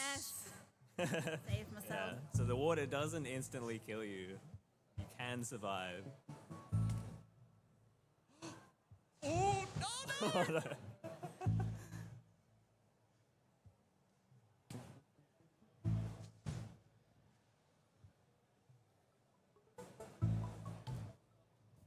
Actually, I've been like kind of documenting the process of making the game through like YouTube videos I've been making.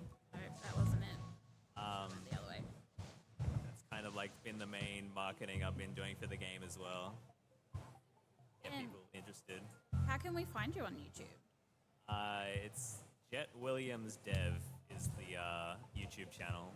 You can just also search for Moonbrella, which is the name of the game.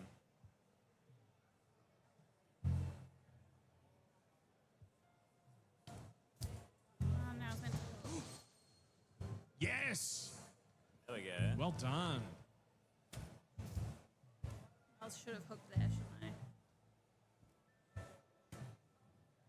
No. I should have pointed.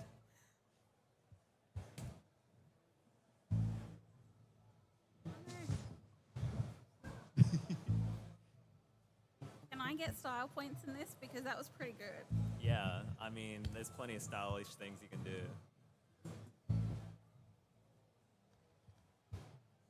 So for, Checkpoint? yeah, checkpoint. For here, I'm supposed to jump up and then umbrella? You could probably just jump up and hook from here.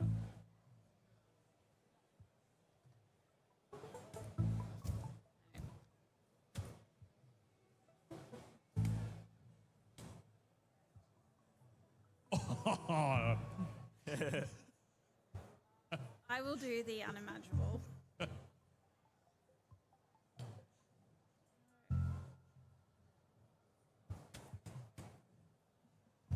I really wish I had a mouse and keyboard, I'm not gonna lie.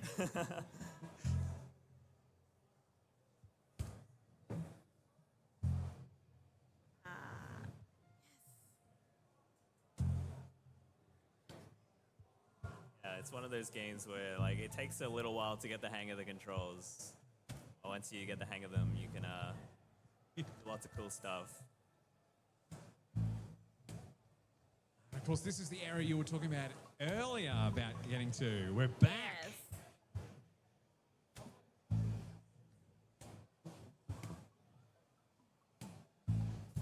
No.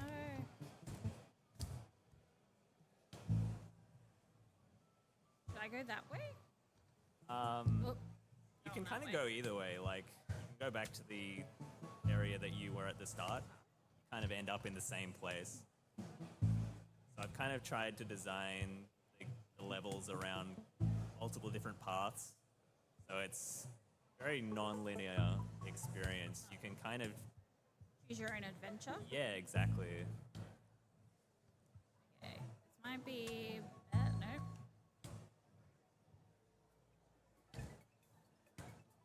Just gotten the heads up. We've got about just under 5 minutes left. What do you reckon we could make it to that spot? Which is the great example of like, you're playing the game, you see a teaser of, this is where you'll be later. You've got to go find the other thing first and come back. Yeah. Great gameplay loop.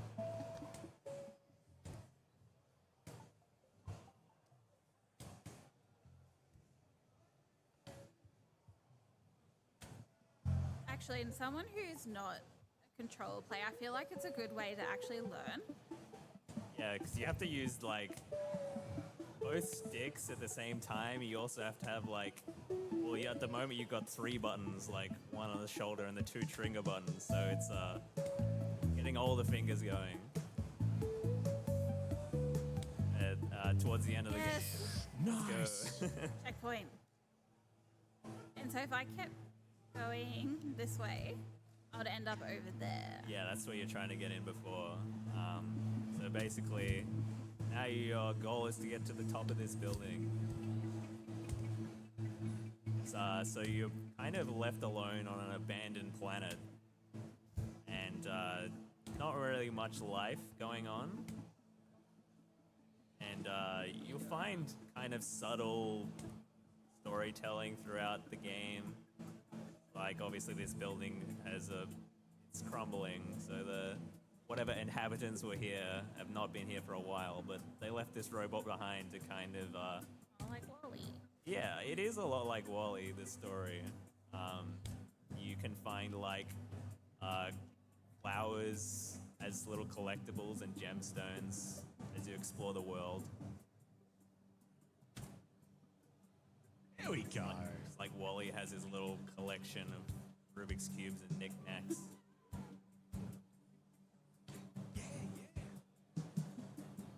That was my best one yet. You've got the rhythm now, Manda. Yeah. We've got a few minutes. Speed run to the top of the building. Oh, that's not going to happen. Don't put me under that kind of pressure, Corbs. So I know Manda is more with content creation, enjoys more the chill, the cozy games. Yes.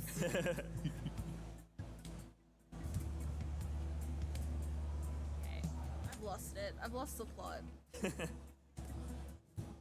If you want, I could give like a little demonstration of how like. Yes, please. You can, Let the get master at work pretty go. good at the movement. So there's like with the hook, you can also do like you can get speed by like hooking on the Oh, ground. you can like all yourself. You got like combination moves, and you can wall jump.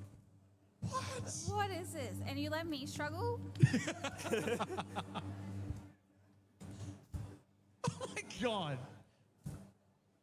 Don't even need those vines. Yeah, skip right past them. Done it. He's gotten the next one. It took him 2 seconds. That's would have taken me like the next Amateur 5 hour. days. Yeah, so there's definitely Absolute amateur. there is some depth to the movement, but basically this is like the last power up in the demo. It's the flashlight. If you press the X button, yeah. So Add to your wish list.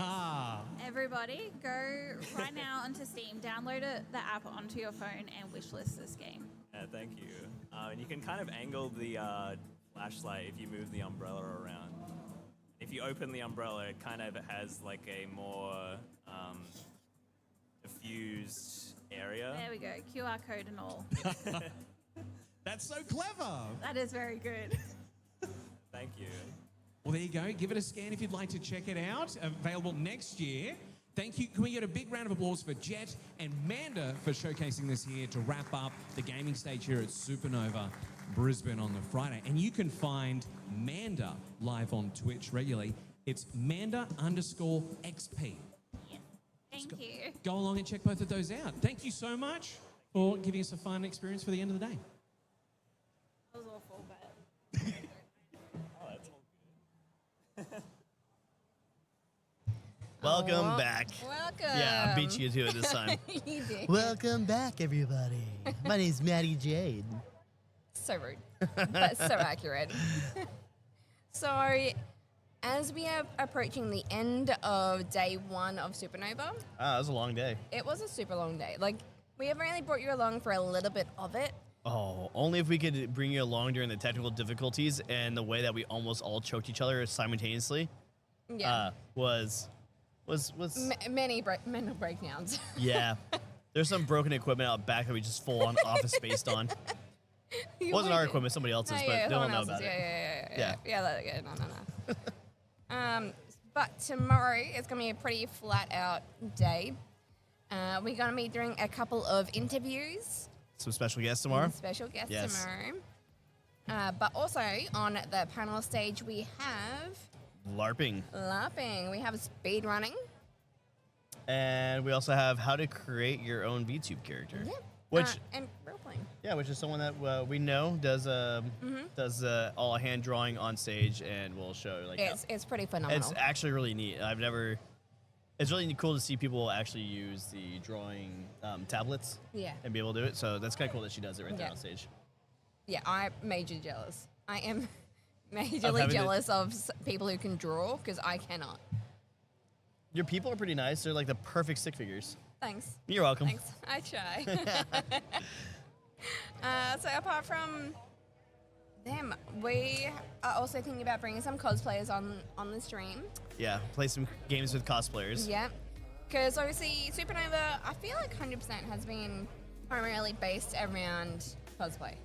Yeah, like definitely. a major part of this event has been around cosplay. I would say there's more people here who are dressed up in cosplay than they are in street clothes. And Fridays are usually a bit of the slower day. Especially, as well. yeah. So Fridays are where all the school children out here playing at the esports, doing Rocket League tournaments. Yeah. So it's a little bit. It's more like a school excursion while some of the adults are here and just able to take the day off. So tomorrow is gonna be a very, very busy day. We're gonna see a lot more crazy cosplay, and it should be just overall a lot more extras of extra stuff that we haven't done today. But we will literally be live from the opening to just after the VTubers, maybe a little bit longer, but we'll see how time goes. Yeah. Yep. Well, anything else, Mads? Now that we've been here pretty much all day, what has been your favorite stall? Only because I did a thing, and for you guys who know that I'm a helicopter pilot, I went to the ADF and absolutely messed with a lieutenant commander and acted like I didn't know how to fly a helicopter at all. And he took a little toy helicopter, like, this is how you go forward, and this is how you go backwards. I said, okay, what's the hardest thing you guys could do? He goes, oh, landing on the back of a DDG. I'm like, okay, done. Say less. And I did it. He goes, oh, that's a perfect approach. Oh, that's really smooth. Oh, you put it right in the center. And I pull off my the virtual reality, because the whole thing's a motion simulator with virtual reality. I said, yeah, so I'm actually a helicopter pilot from the States. He goes, oh, shit. I'm like, yeah. He literally did that in Gold Coast. I did that in, Was it Sydney? Sydney. Yeah, no, it was Sydney. Yeah, we did Sydney. A Sydney. couple of the people from HMS Albatross, which is the aviation base in Australia, came to help out with the stall. Yeah. Haven't flown for a year and a half, and I still have it. Still got it. Still got it. It's like learning how to hover. It's like learning on how to balance on a greased up ball bearing. It's hard, but once you know how to do it. That's very true. Are we excited for any future cosplays? Is there one cosplay tomorrow that you think will be super popular? Ooh, I've seen a lot of Demon Slayer. Yeah, we have seen a couple. We have seen Inosuke, who actually is jacked. Yeah, like there's a couple people here. There's a dude that Borderlands. Yeah. Borderland guys. It ripped. Ripped. Like the dude has like 8% body fat on him. Like he definitely does. He does not miss leg day as well. He doesn't miss leg day. No, No. he's not a upside down triangle on stilts. No. He actually knows what leg day is. Yeah. Well, we've seen a lot of I've seen a lot of Demon Slayer, and I've seen a lot of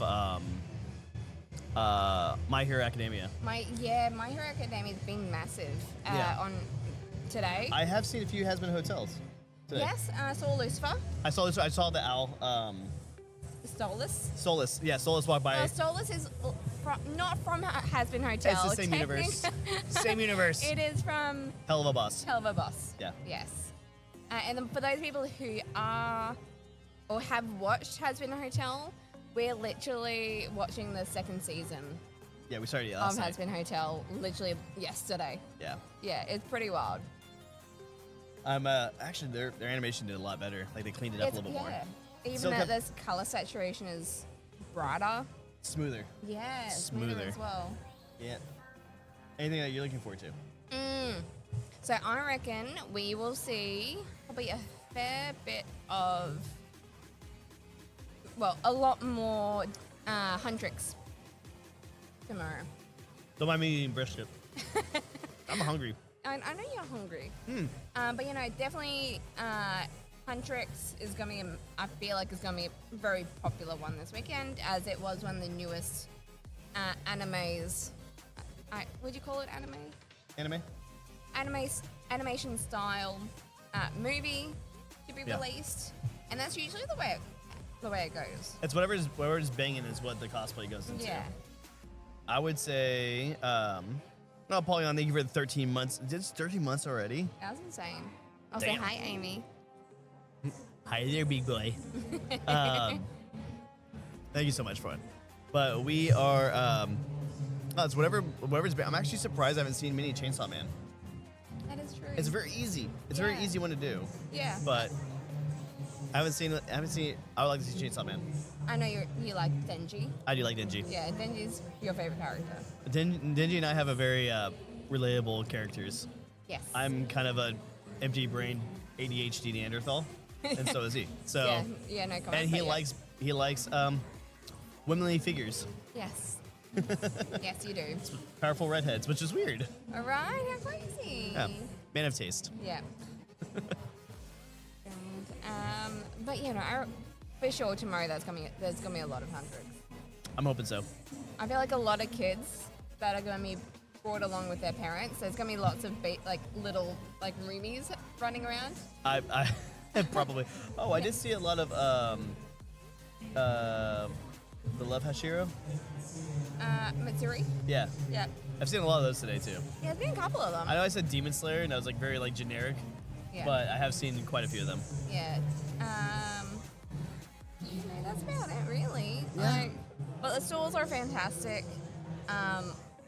This, it literally just feels like it goes on forever. Like you walk 5 minutes and you're like, I'm not even halfway down. This sucks. I'm not even halfway down. Like it's actually fucking insane. I literally have to make that journey right after this, after we're done for the day, to go take pictures of the times. Yes, we do. Yeah. Yeah. Yeah. Because all the major hosts will also not hosts. Guests will be here tomorrow. Yeah. Not too sure whether Jean is actually going to be here. Because I have heard he has not even stepped on the plane yet. Maybe he's a late flight in today. Maybe. Maybe that's why that was a hard no when we asked him. Like, yeah, Sean's going to be a no. Yeah. Michael Pena's a no because his schedule's too tight. He only showed up on Sunday for a couple hours. So. Yeah, literally. Which is okay. Yeah, for sure. Like Nolan North and Veronica Taylor. Massive. I'm good with that. Yeah. I am 100% great with that. So that's going to be, two absolute crazy-ass Powerhouses. icons. They're just vocal powerhouses. Yeah. Like, they can literally do almost anything. Wait, can you imagine a Pokemon-based game where she does the voice for it, but Nolan North is like all the voices too? There's a collab. It's like just a dark version of it. Yeah, I suppose that would work. That'd be cool. Yeah. An adult version. Pokemon only for PC. Low-key, it would actually be so cool to have like a little one of my alerts to actually be like from Veronica Taylor. Like that'd be insane. Absolutely. Hey Maddie, you got a sub. Look, we could get some. we could probably prep her. Like, hey, can you say this real quick for us? Like, and clips. New sound alert. Yeah. The biddies for the titties. I don't think she. If you get Veronica Taylor to say the biddies for the titties, I will lose my shit. Would you? I would 100% lose my shit. I think it'd be like an off-stream thing. She just seems so homey. She seems so sweet. Yeah. I don't know. I think it might ruin my childhood if I hear her say that. But if you do have any questions or ideas that you'd like for us to ask Nolan North and Veronica Taylor, definitely put it in our Discords or in the chat. Yep. And we'll see how they are, but for sure we'll be We'll write them down, and we'll if be writing them down. if they seem like good ones, we'll try to bring them up and work in the conversation. Yeah, PG stream? No, we don't have to be PG. We could be 17 plus. NA 17. What do you guys have out here? NA 17 plus. Yeah. M? That's like, yeah, we're M M. 15. 15 plus. It's a little different, isn't it? A little bit. Yeah. Yeah. Anywho, as long as you don't drop the F-bomb, we're talking about things we should be. Well, fun fact. There's a very important difference between human beings and animals that you should know about. Yep, pretty much. I think that's it. Yeah, pretty much. If you are coming to Supanova, there was a bunch of really nice and delicious food vans. Yeah, I'm actually towards the back dock, like on the other side to where you went. You'll find it. Yeah. Poor Naughty. Aw, poor guy. He just has to pay attention. Yeah. It's fine. Yeah. But I'm excited for tomorrow, actually. Yeah. There's lots of cool panels, and I'm pretty sure a couple of our community are also going to be coming in for it. absolutely, if you're gonna be, if you're a part of our community, you guys are here in Brisbane, and you see us behind this desk, if you don't see our producer with headphones on, then You're fine. Then you're fine. Yeah, just you're come fine. bug us. Yeah. Because we might just be talking shit. Yeah. Or doing a TikTok live. Or that. Yeah. Yeah, we might just be kind of just BSing in between things. Yeah, But that's we'd us. love to see you guys. For sure. Yeah. Well, I'm gonna go. So have a good rest of your morning, afternoon, evening, good night, wherever you are in the world. As always, keep being good people, and I'll see you next time. And I'll do my little speech. Do your out. speech. I will do my spiel. And for me, massive thank you to everyone that has popped in today, y'all are dead set legends. I have to watch my language. Stay hydrated both topically and orally. Grab a shine energy, and we will see you tomorrow. Adios. Mwah.